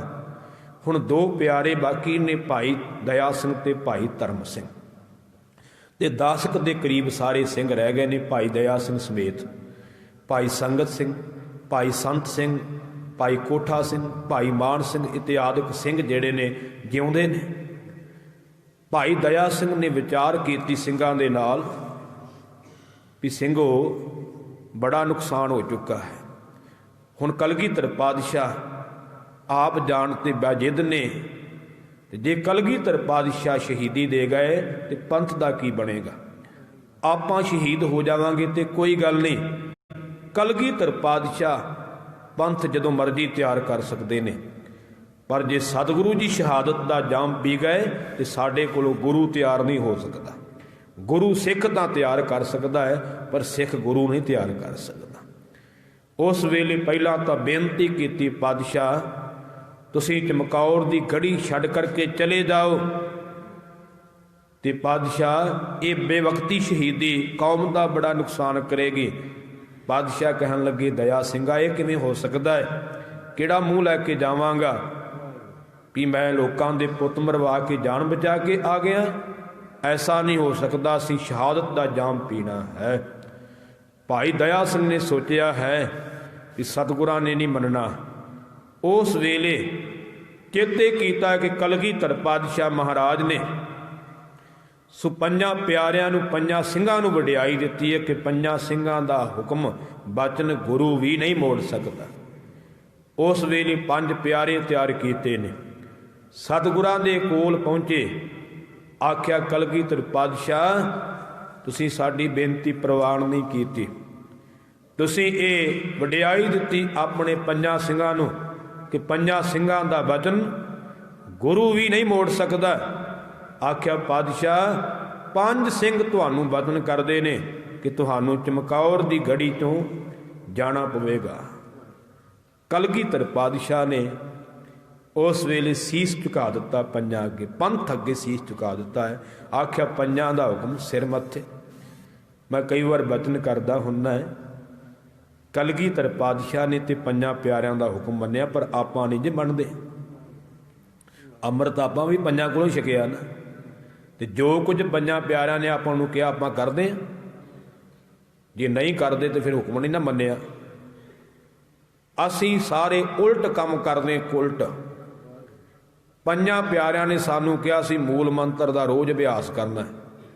ਬਾਹਰੋਂ ਝਾਤੀ ਕਿੰਨੇ ਜਾਣੇ ਕਰਦੇ ਆਪਾਂ? ਪੰਜਾਂ ਪਿਆਰਿਆਂ ਨੇ ਆਖਿਆ ਸੀ ਵਾਹਿਗੁਰੂ ਮੰਤਰ ਦਾ ਰੋਜ਼ ਜਾਪ ਕਰਨਾ ਹੈ, ਝਾਤੀ ਮਾਰੋ ਸਾਰੇ, ਕਿੰਨੇ ਕਰਦੇ ਆਪਾਂ? ਪੰਜਾਂ ਪਿਆਰਿਆਂ ਨੇ ਆਖਿਆ ਸੀ ਨਿਤਨੇਮ ਰੋਜ਼ ਕਰਨਾ ਹੈ, ਕਰਦੇ ਆ? ਪੰਜਾਂ ਪਿਆਰਿਆਂ ਨੇ ਆਖਿਆ ਸੀ ਗੁਰੂ ਗ੍ਰੰਥ ਸਾਹਿਬ ਤੋਂ ਬਿਨਾਂ ਕਿਸੇ ਨੂੰ ਮੱਥਾ ਨਹੀਂ ਟੇਕਣਾ। ਵਿਚਾਰੋ ਹਾਂ ਕਿੱਥੇ ਕਿੱਥੇ ਟੇਕਦੇ, ਜਿਹੜੇ ਟੇਕਦੇ ਉਹ ਵਿਚਾਰੋ, ਟੇਕਦੇ ਨਹੀਂ ਦੂਜੇ ਥਾਂ ਤੇ ਜਾ ਕੇ। ਫਿਰ ਆਪਾਂ ਪੰਜਾਂ ਪਿਆਰਿਆਂ ਦਾ ਹੁਕਮ ਕਿੱਥੇ ਮੰਨਿਆ? ਪੰਜਾਂ ਪਿਆਰਿਆਂ ਨੇ ਆਖਿਆ ਸੀ ਕਿ ਪੰਜਾਂ ਦਾ ਵਸਾਹ ਨਹੀਂ ਕਰਨਾ, ਪੰਜਾਂ ਨਾਲ ਮੇਲ ਨਹੀਂ ਕਰਨਾ। ਕੀ ਆਪਾਂ ਉਹ ਕਰਦੇ ਹਾਂ? ਪੰਜਾਂ ਪਿਆਰਿਆਂ ਨੇ ਆਖਿਆ ਸੀ ਵੀ ਸਿੱਖ ਦੀ ਬੇਟੀ ਦਾ ਲੜਕਾ ਸਿੱਖ ਦੇ ਨਾਲ ਹੋਣਾ ਚਾਹੀਦਾ ਹੈ। ਤੇ ਮੈਂ ਤੇ ਅੱਖਾਂ ਨਾਲ ਵੇਖਦਾ ਕਈਆਂ ਬੇਟੀਆਂ ਨੇ ਅੰਮ੍ਰਿਤ ਛਕਿਆ ਹੁੰਦਾ ਤੇ ਅੱਗੇ ਵਾਰ ਲੱਭਿਆ ਜਾਂਦਾ ਹੈ। ਮੋਨਾ ਕਿੱਥੇ ਬਚਨ ਮੰਨਦੇ ਆ? ਅਸੀਂ ਵੇਖਦੇ ਹਾਂ ਜ਼ਮੀਨ, ਅਸੀਂ ਵੇਖਦੇ ਹਾਂ ਘਰ, ਨੌਕਰੀ, ਪੈਸਾ, ਸਿੱਖੀ ਨਹੀਂ ਵੇਖਦੇ। ਕਿੱਥੇ ਅਸੀਂ ਪੰਜਾਂ ਪਿਆਰਿਆਂ ਦਾ ਹੁਕਮ ਮੰਨਦੇ ਹਾਂ? ਪੰਜਾਂ ਪਿਆਰਿਆਂ ਨੇ ਆਖਿਆ ਸੀ ਕਿ ਜਿੰਨੇ ਵੀ ਕਾਰਜ ਨੇ ਗੁਰਮਤਿ ਅਨੁਸਾਰ ਕਰਨੇ ਨੇ। ਝਾਤੀ ਮਾਰੋ ਹਾਂ ਸਾਡੇ ਘਰਾਂ 'ਚ ਕਾਰਜ ਗੁਰਮਤਿ ਅਨੁਸਾਰ ਹੁੰਦੇ ਆ। ਵਿਆਹ ਸ਼ਾਦੀ ਹੋਵੇ, ਡੀਜੇ ਚੱਲਦੇ ਨੇ, ਡਾਂਸਰਾਂ ਲੱਗੀਆਂ ਹੁੰਦੀਆਂ, ਕਈ ਵਾਰ ਧਿਆਨ ਦੇਣਾ, ਸ਼ਰਾਬਾਂ ਮਾਸ ਦੇ ਦੌਰ ਚੱਲਦੇ ਨੇ। ਕਿੱਥੇ ਸਾਡੀ ਸਿੱਖੀ ਹੈ? ਕੇਵਲ ਵਿਖਾਵੇ ਮਾਤਰ। ਧੰਨ ਨੇ ਕਲਗੀਧਰ ਪਾਤਸ਼ਾਹ ਜਿਨ੍ਹਾਂ ਨੇ ਹੁਕਮ ਮੰਨਿਆ ਪੰਜਾਂ ਦਾ, ਪੰਜਾਂ ਦਾ ਬਚਨ ਮੰਨਿਆ। ਅਸੀਂ ਨਹੀਂ ਮੰਨਦੇ। ਜਿੱਦਣ ਅਸੀਂ ਮੰਨਾਂਗੇ ਉਸ ਦਿਨ ਸਾਡੇ ਤੇ ਵੀ ਗੁਰੂ ਦੀ ਕਿਰਪਾ ਹੋਵੇਗੀ, ਬਖਸ਼ਿਸ਼ ਹੋਵੇਗੀ, ਮੰਨਣਾ ਪਵੇਗਾ। ਪਾਤਸ਼ਾਹ ਨੇ ਪੰਜਾਂ ਦਾ ਉਸ ਵੇਲੇ ਬਚਨ ਮੰਨਿਆ। ਤਿਆਰ ਹੋ ਗਏ ਕਲਗੀਧਰ ਪਾਤਸ਼ਾਹ ਮਹਾਰਾਜ। ਹੁਣ ਗੁਰੂ ਪਿਆਰ ਵਾਲਿਓ, ਚੱਲਣ ਤੋਂ ਪਹਿਲਾਂ ਸਤਿਗੁਰਾਂ ਦੇ ਕੋਲ ਕੀ ਸੀ? ਇੱਕ ਚੋਲਾ, ਇੱਕ ਕਲਗੀ ਤੋੜਾ ਸੀ। ਸਤਿਗੁਰਾਂ ਨੇ ਉਹ ਚੋਲਾ ਵੀ ਲਾਇਆ ਤੇ ਭਾਈ ਸੰਗਤ ਸਿੰਘ ਦੇ ਗਲ ਪਹਿਨਾ ਦਿੱਤਾ ਹੈ। ਭਾਈ ਸੰਗਤ ਸਿੰਘ ਦਾ ਚਿਹਰਾ ਮੋਹਰਾ ਸਤਿਗੁਰਾਂ ਦੇ ਨਾਲ ਰਲਦਾ ਸੀ। ਉਹਦੇ ਸੀਸ ਦੇ ਉੱਪਰ ਸਤਿਗੁਰੂ ਪਾਤਸ਼ਾਹ ਮਹਾਰਾਜ ਨੇ ਕਲਗੀ ਤੇ ਜਿਗਾ ਸਜਾਈ ਹੈ ਤੇ ਪਾਤਸ਼ਾਹ ਨੇ ਆਪਣਾ ਰੂਪ ਬਣਾ ਦਿੱਤਾ ਹੈ। ਆਖਿਆ ਪਾਤਸ਼ਾਹ ਜੇ ਤੁਸੀਂ ਮੈਨੂੰ ਆਪਣਾ ਰੂਪ ਬਣਾ ਕੇ ਚੱਲੇ ਹੋ ਤੇ ਮੈਂ ਇਹਦੀ ਲਾਜ ਰੱਖਾਂਗਾ, ਸ਼ਹਾਦਤ ਦਾ ਜਾਮ ਤਾਂ ਪੀ ਜਾਵਾਂਗਾ ਪਰ ਸਿੱਖੀ ਨੂੰ ਦਾਗ ਨਹੀਂ ਲੱਗਣ ਦੇਣਾ। ਕਲਗੀਧਰ ਪਾਤਸ਼ਾਹ ਨੇ ਕਲਗੀ ਤੇ ਤੋੜਾ ਵੀ ਸਿੰਘ ਦੇ ਸਿਰ ਤੇ ਸਜਾ ਦਿੱਤਾ ਹੈ। ਆਪ ਸਤਿਗੁਰੂ ਪਾਤਸ਼ਾਹ ਜੀ ਤਿਆਰ ਹੋਏ, ਕਹਿਣ ਲੱਗੇ ਭਾਈ ਦਇਆ ਸਿੰਘ ਅਸੀਂ ਚੋਰੀ ਨਹੀਂ ਜਾਣਾ। ਕੱਲ ਨੂੰ ਕੋਈ ਆਖੇ ਵੀ ਗੁਰੂ ਗੋਬਿੰਦ ਸਿੰਘ ਚੋਰੀ ਭੱਜ ਗਿਆ, ਅਸੀਂ ਦੱਸ ਕੇ ਜਾਵਾਂਗੇ। ਸੋ ਗੁਰੂ ਪਿਆਰ ਵਾਲਿਓ, ਭਾਈ ਦਇਆ ਸਿੰਘ, ਭਾਈ ਮਾਨ ਸਿੰਘ, ਭਾਈ ਧਰਮ ਸਿੰਘ ਜੀ, ਸੋ ਇਹਨਾਂ ਨੂੰ ਹੁਕਮ ਲਾਇਆ ਪਾਤਸ਼ਾਹ ਨੇ ਵੀ ਤਾਰਿਆਂ ਦੀ ਸੇਧੇ ਤੁਸੀਂ ਆ ਜਾਣਾ ਹੈ। ਸੋ ਮਾਛੀਵਾੜੇ ਦਾ ਜੰਗਲ ਜਿੱਥੇ ਪਾਤਸ਼ਾਹ ਨੇ ਜਾ ਆਸਣ ਲਾਇਆ ਸੀ, ਉੱਥੋਂ ਦੀ ਸੇਧ ਦਿੱਤੀ ਵੀ ਉੱਥੇ ਤੁਸੀਂ ਪਹੁੰਚ ਜਾਣਾ ਹੈ, ਤਾਰਿਆਂ ਦੀ ਸੇਧ। ਸੋ ਗੁਰੂ ਪਿਆਰ ਵਾਲਿਓ, ਸਤਿਗੁਰੂ ਪਾਤਸ਼ਾਹ ਮਹਾਰਾਜ ਚੱਲਣ ਲੱਗੇ ਤੇ ਚਰਨਾਂ 'ਚ ਜੋੜਾ ਲਾ ਦਿੱਤਾ ਹੈ। ਭਾਈ ਦਇਆ ਸਿੰਘ ਕਹਿਣ ਲੱਗੇ ਮਹਾਰਾਜ ਜੋੜਾ ਲਾ ਦਿੱਤਾ ਜੀ, ਪੈਂਡਾ ਬੜਾ ਵਿਖੜਾ ਹੈ, ਵੈਰੀ ਮਰੇ ਪਏ ਨੇ, ਵੈਰੀਆਂ ਦੇ ਸ਼ਸਤਰ ਪਏ ਨੇ, ਕਈ ਸ਼ਸਤਰਾਂ ਨੂੰ ਜ਼ਹਿਰ ਦੀ ਪੁੱਠ ਦਿੱਤੀ ਹੁੰਦੀ ਹੈ। ਬਾਦਸ਼ਾਹ ਨੰਗੇ ਚਰਨਾਂ ਨੂੰ ਕੋਈ ਸ਼ਸਤਰ ਲੱਗ ਗਿਆ ਤੇ ਸ਼ਹੀਦੀ ਦਾ ਕਾਰਨ ਬਣ ਜਾਵੇਗਾ। ਬਾਦਸ਼ਾਹ ਕਹਿਣ ਲੱਗੇ ਭਾਈ ਦਇਆ ਸਿੰਘ ਸਾਨੂੰ ਪਤਾ ਹੈ, ਪਰ ਜਿੱਥੇ ਵੈਰੀ ਪਏ ਨੇ ਉੱਥੇ ਸਾਡੇ ਜਾਨਾਂ ਤੋਂ ਪਿਆਰੇ ਸਿੰਘ ਵੀ ਪਏ ਨੇ, ਸ਼ਹੀਦ ਹੋਏ। ਅੱਜ ਉਹਨਾਂ ਸਿੰਘਾਂ ਦੇ ਦਮਾਲੇ ਖੁੱਲ੍ਹੇ ਹੋਣਗੇ, ਕੇਸ ਖੁੱਲ੍ਹੇ ਹੋਣਗੇ, ਤੇ ਜੇ ਸਾਡੇ ਚਰਨਾਂ 'ਚ ਪਾਇਆ ਹੋਇਆ ਜੋੜਾ ਕਿਸੇ ਸਿੰਘ ਦੇ ਦਸਤਾਰ ਨੂੰ ਲੱਗ ਗਿਆ, ਕਿਸੇ ਸਿੰਘ ਦੇ ਕੇਸਾਂ ਨੂੰ ਲੱਗ ਗਿਆ, ਤੇ ਅਸੀਂ ਦੇਣ ਕਿੱਥੋਂ ਦੇਵਾਂਗੇ? ਧਿਆਨ ਦੇਣਾ, ਕਿੰਨਾ ਕੇਸਾਂ ਦਾ ਮਾਣ ਕੀਤਾ ਮੇਰੇ ਪਾਤਸ਼ਾਹ ਨੇ, ਕਿੰਨਾ ਸਤਿਕਾਰ ਕੀਤਾ ਹੈ। ਪਾਤਸ਼ਾਹ ਦੇ ਕਹਿੰਦੇ ਕੇਸਾਂ ਨੂੰ ਜੋੜਾ ਨਾ ਲੱਗੇ ਤੇ ਅੱਜ ਨਾਈ ਦੀ ਦੁਕਾਨ ਉੱਥੇ ਹੁੰਦੀ ਜਿੱਥੇ ਗੰਦਾ ਨਾਲਾ ਹੋਵੇ। ਧਿਆਨ ਦੇਣਾ। ਤੇ ਸਾਡੇ ਸਿੱਖਾਂ ਦੇ ਬੱਚੇ ਆ ਨਾ ਜਿਹੜੇ ਕੋਲੋਂ ਪੈਸੇ ਦੇ ਕਰਕੇ ਕਲਗੀਧਰ ਪਾਤਸ਼ਾਹ ਦੀ ਸਿੱਖੀ ਨੂੰ ਕਟਾ ਕੇ ਆਉਂਦੇ ਆ ਤੇ ਪੈਰਾਂ 'ਚ ਰੋਲ ਕੇ ਆਉਂਦੇ। ਮੇਰੇ ਪਾਤਸ਼ਾਹ ਨੇ ਤੇ ਆਪਣੇ ਚਰਨ ਨਹੀਂ ਲੱਗਣ ਦਿੱਤੇ, ਹਾਲਾਂਕਿ ਕਲਗੀਧਰ ਪਾਤਸ਼ਾਹ ਦੇ ਚਰਨ ਕਿੰਨੇ ਪਵਿੱਤਰ, ਪਰ ਕੇਸਾਂ ਨੂੰ ਫਿਰ ਵੀ ਕਿੰਨੀ ਮਹਾਨਤਾ ਦਿੱਤੀ, ਕਿੰਨੀ ਵਡਿਆਈ ਦਿੱਤੀ ਪਾਤਸ਼ਾਹ ਨੇ। ਸੋ ਪਾਤਸ਼ਾਹ ਚੱਲਣ ਲੱਗੇ ਤੇ ਉਹਨਾਂ ਨੇ ਇੱਕ ਬਚਨ ਕਿਹਾ, ਗੜੀ ਨੂੰ ਸੰਬੋਧਨ ਕਰਕੇ ਉਹ ਬਚਨ ਅੱਜ ਵੀ ਵਿਦਵਾਨਾਂ ਨੇ ਲਿਖਿਆ ਹੋਇਆ ਹੈ। ਪਾਤਸ਼ਾਹ ਨੇ ਆਖਿਆ, ਗੜੀਏ ਵੇਖ ਮੈਂ ਹੱਸਦਾ ਜਾ ਰਿਹਾ ਹਾਂ, ਕਹਿਦੀ ਸਮੇਂ ਨੂੰ ਮੱਥੇ ਨਹੀਂ ਵੱਟ ਮੇਰੇ, ਤੇਰੇ ਕੋਲ ਪਿਆਸੇ ਨੇ ਪਏ ਸੁੱਤੇ, ਪੁੱਤਰ ਸੋਲ ਇਹ ਰੇਸ਼ਮੀ ਪੱਟ ਮੇਰੇ, ਪਾਇਆ ਖਫਣ ਨਹੀਂ ਇਹਨਾਂ ਤੇ ਇਸ ਖਾਤਰ, ਬਾਕੀ ਸਿੰਘ ਨਹੀਂ ਇਹਨਾਂ ਤੋਂ ਘੱਟ ਮੇਰੇ। ਪਾਤਸ਼ਾਹ ਨੇ ਆਖਿਆ ਸੀ, ਗੜੀਏ ਆ ਵੇਖ ਮੈਂ ਤੇਰੇ ਕੋਲੋਂ ਹੱਸਦਾ ਜਾ ਰਿਹਾ ਹਾਂ, ਸਮੇਂ ਨੂੰ ਕਹਿ ਦੀ ਮੇਰੇ ਮੱਥੇ ਤੇ ਕੋਈ ਵੱਟ ਨਹੀਂ ਗਾ, ਕੋਈ ਦੁੱਖ ਨਹੀਂ ਗਾ, ਆ ਤੇਰੇ ਕੋਲ ਮੇਰੇ ਰੇਸ਼ਮੀ ਪੱਟ ਕੱਪੜਿਆਂ ਦੇ ਨਾਲੋਂ ਸੋਹਲ ਬੱਚੇ ਸੁੱਤੇ ਪਏ ਨੇ ਜੰਗ ਦੇ ਮੈਦਾਨ ਵਿੱਚ, ਇਹਨਾਂ ਤੇ ਮੈਂ ਖੱਪਣ ਇਸ ਕਰਕੇ ਨਹੀਂ ਪਾਇਆ ਕਿਉਂਕਿ ਮੈਂ ਬਾਕੀ ਸਿੰਘਾਂ ਨੂੰ ਇਹਨਾਂ ਨਾਲੋਂ ਘੱਟ ਨਹੀਂ ਸਮਝਿਆ। ਪਾਤਸ਼ਾਹ ਨੇ ਚਾਲੇ ਪਾ ਦਿੱਤੇ ਤੇ ਚੱਲਣ ਲੱਗਿਆਂ ਪਾਤਸ਼ਾਹ ਨੇ ਬਚਨ ਕਹੇ, ਹਿੰਦੇ ਪੀਰ ਮੇਰ ਵੱਧ, ਹਿੰਦੇ ਪੀਰ ਮੇਰ ਵੱਧ। ਹਿੰਦੁਸਤਾਨ ਦਾ ਪੀਰ ਜਾ ਰਿਹਾ ਹੈ, ਜੇ ਕਿਸੇ ਵਿੱਚ ਤਾਕਤ ਦਾ ਰੋਕ ਲਵੇ। ਇਹ ਪਾਤਸ਼ਾਹ ਨੇ ਬਚਨ ਕਹੇ, ਇਤਿਹਾਸ ਵਿੱਚ ਦਰਜ ਨੇ। ਤੇ ਤਾੜੀ ਮਾਰੀ, ਜਿੱਥੇ ਗੁਰਦੁਆਰਾ ਤਾੜੀ ਸਾਹਿਬ ਬਣਿਆ ਹੋਇਆ, ਤਾੜੀ ਮਾਰੀ, ਜਕਾਰਾ ਛੱਡਿਆ। ਪਾਤਸ਼ਾਹ ਨੇ ਉੱਥੋਂ ਚਾਲੇ ਪਾ ਦਿੱਤੇ। ਮੁਗਲਾਂ ਦੀ ਫੌਜ ਵਿੱਚ, ਪਹਾੜੀਆਂ ਦੀ ਫੌਜ ਵਿੱਚ ਖਲਬਲੀ ਮਚ ਗਈ। ਉਸ ਵੇਲੇ ਗੁਰੂ ਪਿਆਰ ਵਾਲਿਓ ਰਾਤ ਦਾ ਹਨੇਰਾ ਸੀ। ਇੱਕ ਮਿਸਾਲ ਕੀ ਮਿਸਾਲ ਜਗਾ ਕੇ ਅੱਗੇ ਆਇਆ ਤੇ ਪਾਤਸ਼ਾਹ ਨੇ ਭੱਥੇ ਚੋਂ ਤੀਰ ਕੱਢਿਆ, ਤੰਦੀ ਤੇ ਛੱਡ ਕਰਕੇ ਤੀਰ ਛੱਡਿਆ, ਉਹਦੀ ਬਾਂਹ 'ਚ ਮਾਰਿਆ, ਨਾਲ ਹੀ ਬਾਂਹ ਸੁੰਨ ਕਰ ਦਿੱਤੀ ਤੇ ਉਹ ਲਾਲਟਨ ਥੱਲੇ ਡਿੱਗ ਪਈ, ਮਿਸਾਲ ਥੱਲੇ ਡਿੱਗ ਪਈ। ਪਾਤਸ਼ਾਹ ਅੱਗੇ ਚਲੇ ਗਏ। ਸੋ ਗੁਰੂ ਪਿਆਰ ਵਾਲਿਓ ਜਦੋਂ ਅੱਗੇ ਜਾਣ ਲੱਗੇ ਤੇ ਗੜੀ ਨੂੰ ਸੰਬੋਧਨ ਕਰਕੇ ਜਿਹੜੇ ਬਚਨ ਕਹੇ ਸੀ ਉਹਨਾਂ ਦਾ ਆਖਰੀ ਬਚਨ ਸੀ, ਗੜੀਏ ਯਾਦ ਰੱਖੀ ਜੋ ਮੈਂ ਫਤਿਹ ਗਜਾ ਚੱਲਿਆ ਹਾਂ। ਤੇ ਅਗਲਾ ਬਚਨ ਕਿਹਾ ਸੀ, ਭਾਰ ਹੋਰ ਵੀ ਸਿਰ ਤੋਂ ਲਾਵਣਾ ਹੈ, ਇਸ ਕਰਕੇ ਚਾਲੇ ਇਥੋਂ ਮੈਂ ਪਾ ਚੱਲਿਆ।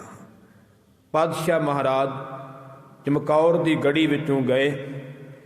ਚਲਦਿਆਂ ਚਲਦਿਆਂ ਮਾਛੀਵਾੜੇ ਦੇ ਜੰਗਲਾਂ ਵਿੱਚ ਪਹੁੰਚੇ ਨੇ ਤੇ ਗੁਰੂ ਪਿਆਰ ਵਾਲਿਓ ਭਾਈ ਦਇਆ ਸਿੰਘ, ਭਾਈ ਧਰਮ ਸਿੰਘ, ਭਾਈ ਮਾਨ ਸਿੰਘ ਵੀ ਤਾਰਿਆਂ ਦੀ ਸੇਧ ਸਤਿਗੁਰਾਂ ਦੇ ਕੋਲ ਜਾਂਦੇ ਨੇ।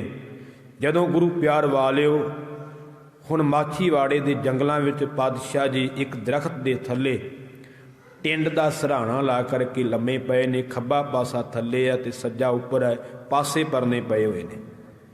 ਤੇ ਗੁਰੂ ਪਿਆਰ ਵਾਲਿਓ ਤੇ ਨੰਗੀ ਕਿਰਪਾਨ ਇੱਕ ਹੱਥ ਵਿੱਚ ਪਕੜੀ ਹੋਈ ਹੈ। ਕਈ ਦਿਨਾਂ ਦਾ ਉਨੀਂਦਰਾ ਹੈ। ਪਾਤਸ਼ਾਹ ਆਪਣੀ ਮੌਜ ਵਿੱਚ ਪਏ ਨੇ। ਉੱਥੇ ਹੀ ਪਾਤਸ਼ਾਹ ਨੇ ਇਹ ਗੀਤ ਗਾਇਆ ਹੈ, ਮਿੱਤਰ ਪਿਆਰੇ ਨੂੰ ਹਾਲ ਮੁਰੀਦਾਂ ਦਾ ਕਹਿਣਾ। ਖਿਆਲ ਪਾਤਸ਼ਾਹੀ ਦਸਵੀਂ। ਮਿੱਤਰ ਪਿਆਰੇ ਨੂੰ ਹਾਲ ਮੁਰੀਦਾਂ ਦਾ ਕਹਿਣਾ, ਸੂਲ ਸੁਰਾਹੀ ਖੰਜਰ ਪਿਆਲਾ, ਬਿੰਗ ਕਸਾਈਆਂ ਦਾ ਸਹਿਣਾ। ਧਿਆਨ ਦੇਣਾ, ਤੁਧ ਬਿਨ ਰੋਗ ਰਜਾਈਆਂ ਦਾ ਓਢਣ, ਨਾਗ ਨਿਵਾਸਾਂ ਦੇ ਰਹਿਣਾ। ਸੂਲ ਸੁਰਾਹੀ ਖੰਜਰ ਪਿਆਲਾ, ਬਿੰਗ ਕਸਾਈਆਂ ਦਾ ਸਹਿਣਾ। ਯਾਰੜੇ ਦਾ ਸਾਨੂੰ ਸੱਥਰ ਚੰਗਾ, ਭੱਠ ਖੇੜਿਆਂ ਦਾ ਰਹਿਣਾ। ਇਹ ਗੀਤ ਉੱਥੇ ਮੇਰੇ ਪਾਤਸ਼ਾਹ ਨੇ ਗਾਉਣਾ ਕੀਤਾ ਹੈ। ਉੱਥੇ ਹੀ ਚੱਲ ਕਰਕੇ ਭਾਈ ਦਇਆ ਸਿੰਘ ਜੀ, ਭਾਈ ਧਰਮ ਸਿੰਘ ਜੀ ਤੇ ਭਾਈ ਮਾਨ ਸਿੰਘ ਜੀ ਉੱਥੇ ਪਹੁੰਚਦੇ ਨੇ। ਕਲਗੀਧਰ ਪਾਤਸ਼ਾਹ ਨੂੰ ਲੱਭਦਿਆਂ ਲਭਾਉਂਦਿਆਂ ਉੱਥੇ ਪਹੁੰਚਦੇ ਨੇ ਜਿੱਥੇ ਗੁਰਦੁਆਰਾ ਚਰਨ ਕਮਲ ਸਾਹਿਬ ਬਣਿਆ ਮਾਛੀਵਾੜੇ। ਉੱਥੇ ਪਹਿਲਾਂ ਜੰਗਲ ਹੁੰਦਾ ਸੀ। ਸੋ ਗੁਰੂ ਪਿਆਰ ਵਾਲਿਓ ਸਤਿਗੁਰਾਂ ਦੇ ਦਰਸ਼ਨ ਕੀਤੇ, ਜਾ ਕਰਕੇ ਮਿਲੇ ਨੇ। ਸਤਿਗੁਰਾਂ ਦੇ ਚਰਨਾਂ ਨੂੰ ਤੱਕਿਆ ਹੈ, ਨੇਤਰ ਭਰ ਆਏ ਨੇ ਸਿੰਘਾਂ ਦੇ। ਚਰਨ ਲਹੂ ਲੁਹਾਨ ਹੋਏ ਪਏ ਕਿਉਂਕਿ ਚਰਨਾਂ 'ਚ ਜੋੜਾ ਨਹੀਂ ਸੀ। ਰਾਤ ਦੇ ਸਮੇਂ ਪਾਤਸ਼ਾਹ ਆਏ ਸਨ ਤੇ ਝਾੜੀਆਂ ਬੜੀਆਂ ਕੰਡਿਆਲੀਆਂ ਸਨ, ਜੰਗਲੀ ਰਸਤਾ ਸੀ। ਸਤਿਗੁਰਾਂ ਦੇ ਚਰਨ ਲੱਤਾਂ ਲਹੂ ਲੁਹਾਨ ਹੋਈਆਂ ਪਈਆਂ ਨੇ। ਤੇ ਗੁਰੂ ਪਿਆਰ ਵਾਲਿਓ ਉੱਥੇ ਹੀ ਇੱਕ ਗੁਲਾਬੇ ਦਾ ਖੂਹ ਸੀ। ਗੁਲਾਬਾ ਤੇ ਪੰਜਾਬਾ ਇਹ ਦੋ ਮਸੰਦ ਸਨ ਸਤਿਗੁਰਾਂ ਦੇ, ਨੇੜੇ ਉਹਨਾਂ ਦਾ ਘਰ ਸੀ। ਸੋ ਗੁਰੂ ਪਿਆਰ ਵਾਲਿਓ ਉੱਥੇ ਗੁਲਾਬੇ ਦਾ ਬਾਗ ਸੀ ਤੇ ਉੱਥੇ ਪਾਤਸ਼ਾਹ ਨੇ ਫਿਰ ਖੂਹ ਦੇ ਉੱਪਰੋਂ ਜਲ ਛਕਿਆ ਹੈ। ਉੱਥੇ ਹੀ ਇਸ਼ਨਾਨ ਕਰਵਾਇਆ ਸਤਿਗੁਰੂ ਪਾਤਸ਼ਾਹ ਮਹਾਰਾਜ ਜੀ ਦਾ। ਤੇ ਗੁਰੂ ਪਿਆਰ ਵਾਲਿਓ ਜਿਹੜਾ ਕਸ਼ਹਿਰਾ ਸੀ ਉਹ ਸਤਿਗੁਰਾਂ ਦੇ ਪੱਟਾਂ ਵਿੱਚ ਖੁੱਭ ਚੁੱਕਾ ਸੀ। ਕਈ ਦਿਨ ਹੋ ਗਏ ਸੀ ਇਸ਼ਨਾਨ ਨਹੀਂ ਕੀਤਾ। ਜੰਗ ਦੇ ਮੈਦਾਨ ਅੰਦਰ ਜੂਝਦੇ ਰਹੇ। ਸਿੰਘਾਂ ਨੇ ਉਹ ਕਛਹਿਰਾ ਜੋ ਗਰਮ ਜਲ ਲੈ ਕਰਕੇ ਹੌਲੀ ਹੌਲੀ ਮਾਸ ਦੇ ਵਿੱਚੋਂ ਪੁੱਟ ਕੇ ਬਾਹਰ ਕੱਢਿਆ ਸੀ। ਧਿਆਨ ਦੇਣਾ, ਐਸਾ ਸਰੀਰ ਦਾ ਹਾਲ ਉਸ ਵੇਲੇ ਸੀ ਸਤਿਗੁਰੂ ਪਾਤਸ਼ਾਹ ਮਹਾਰਾਜ ਜੀ ਦਾ। ਸੋ ਉੱਥੋਂ ਪਾਤਸ਼ਾਹ ਜੀ ਅੱਗੇ ਗੁਲਾਬੇ ਦੇ ਤੇ ਪੰਜਾਬੇ ਦੇ ਘਰ ਵਿੱਚ ਜਾਂਦੇ ਨੇ। ਸਮਾਂ ਸਮਾਪਤ ਹੈ। ਆਪਾਂ ਵਿਚਾਰ ਨੂੰ ਇੱਥੇ ਹੀ ਰੋਕਦੇ ਹਾਂ। ਅਗਲੀ ਵਿਚਾਰ ਅਗਲੇ ਸਮੇਂ ਅੰਦਰ ਆਪਾਂ ਸਰਵਣ ਕਰਾਂਗੇ, ਕਿਉਂਕਿ ਕੱਲ੍ਹ ਨੂੰ ਸਤਿਗੁਰੂ ਜੀ ਕਿਰਪਾ ਕਰਨ ਇਸ ਨੂੰ ਅਗਲੀ ਵਿਚਾਰ ਵੀ ਆਪਾਂ ਸਰਵਣ ਕਰਾਂਗੇ ਤੇ ਫਿਰ ਦੂਜਾ ਸਾਕਾ ਆ ਜਾਣਾ ਹੈ। ਸੋ ਫਤਿਹਗੜ੍ਹ ਸਾਹਿਬ ਦਾ ਭਾਵ ਸਰਹਿੰਦ ਦਾ, ਸੋ ਉਹ ਵੀ ਆਪਾਂ ਸਰਵਣ ਕਰਨਾ ਹੈ ਸਮੇਂ ਦੇ ਨਾਲ। ਸਤਿਗੁਰੂ ਜੀ ਕਿਰਪਾ ਕਰਨ। ਸਮਾਂ ਸਮਾਪਤ ਹੈ। ਅੱਜ ਦੀ ਵਿਚਾਰ ਇੱਥੇ ਰੋਕਦੇ ਹਾਂ। ਇਉਂ ਮਹਾਨ ਸ਼ਹਾਦਤਾਂ ਅੱਜ ਦੇ ਦਿਨ ਗੁਰੂ ਕੇ ਵੱਡੇ ਸਾਹਿਬਜ਼ਾਦੇ ਬਾਬਾ ਅਜੀਤ ਸਿੰਘ, ਬਾਬਾ ਜੁਝਾਰ ਸਿੰਘ ਜੀ ਅਤੇ ਗੁਰੂ ਕੇ ਪੰਜਾਂ ਪਿਆਰਿਆਂ ਵਿੱਚੋਂ ਪਿਆਰੇ ਹਿੰਮਤ ਸਿੰਘ ਜੀ, ਪਿਆਰੇ ਮੋਹਕਮ ਸਿੰਘ ਜੀ, ਪਿਆਰੇ ਸਾਹਿਬ ਸਿੰਘ ਜੀ ਸ਼ਹੀਦ ਹੋਏ। ਇਸੇ ਤਰ੍ਹਾਂ ਬਾਬਾ ਜੀਵਨ ਸਿੰਘ ਜੀ, ਭਾਈ ਉਦੈ ਸਿੰਘ ਜੀ, ਸੋ ਭਾਈ ਸੰਗਤ ਸਿੰਘ ਜੀ, ਭਾਈ ਕੋਠਾ ਸਿੰਘ ਜੀ, ਭਾਈ ਮਾਨ, ਸੋ ਵਾਹਿਗੁਰੂ, ਸੋ ਇਤਿਆਦਿਕ ਹੋਰ ਸਿੰਘਾਂ ਨੇ ਸ਼ਹਾਦਤ ਦਾ ਜਾਮ ਪੀਤਾ ਹੈ। ਸੋ ਇਹ ਸਾਰੇ ਸਿੰਘ ਕਿਉਂ ਸ਼ਹਾਦਤ ਹੋਏ? ਗੁਰੂ ਵਾਸਤੇ ਆਪਣਾ ਜੀਵਨ ਗੁਰੂ ਨੂੰ ਨਿਛਾਵਰ ਕੀਤਾ ਹੈ। ਸਿੱਖੀ ਨੂੰ ਦਾਗ ਨਹੀਂ ਲੱਗਣ ਦਿੱਤਾ। ਗੁਰਮੁਖੋ, ਇਹ ਇਤਿਹਾਸ ਸਰਵਣ ਕੀਤਾ ਲਾਭਦਾਇਕ ਤਾਂ ਹੈ ਜੇ ਅਸੀਂ ਵੀ ਗੁਰੂ ਕੇ ਸਿੱਖ ਬਣੀਏ। ਅਸੀਂ ਵੀ ਅੱਜ ਤੋਂ ਸਭ ਸਿੱਖਣ ਕੋ ਹੁਕਮ ਹੈ, ਗੁਰੂ ਮਾਨਿਓ ਗ੍ਰੰਥ ਧੰਨ ਗੁਰੂ ਗ੍ਰੰਥ ਸਾਹਿਬ ਦੇ ਲੜ ਲੱਗੀਏ। ਖੰਡੇ ਬਾਟੇ ਦਾ ਅੰਮ੍ਰਿਤ ਛਕ ਕਰਕੇ ਗੁਰੂ ਦੱਸੇ ਮਾਰਗ ਤੇ ਚੱਲ ਕਰਕੇ ਨਾਮ ਬਾਣੀ ਸਤ ਸੰਗਤ ਅਭਿਆਸ ਕਰੀਏ ਤਾਂ ਸਤਿਗੁਰਾਂ ਦੀ ਕਿਰਪਾ ਨਾਲ ਸਾਡਾ ਜੀਵਨ ਵੀ ਜਿਹੜਾ ਹੈ ਉਹ ਸਫਲਾ ਹੋਵੇਗਾ। ਸਤਿਗੁਰੂ ਜੀ ਕਿਰਪਾ ਕਰਨ। ਇਤਨੀ ਸੇਵਾ ਪ੍ਰਵਾਨ ਕਰਿਓ। ਭੁੱਲਾਂ ਦੀ ਖਿਮਾ ਬਖਸ਼ਿਓ। ਵਾਹਿਗੁਰੂ ਜੀ ਕਾ ਖਾਲਸਾ, ਵਾਹਿਗੁਰੂ ਜੀ ਕੀ ਫਤਿਹ।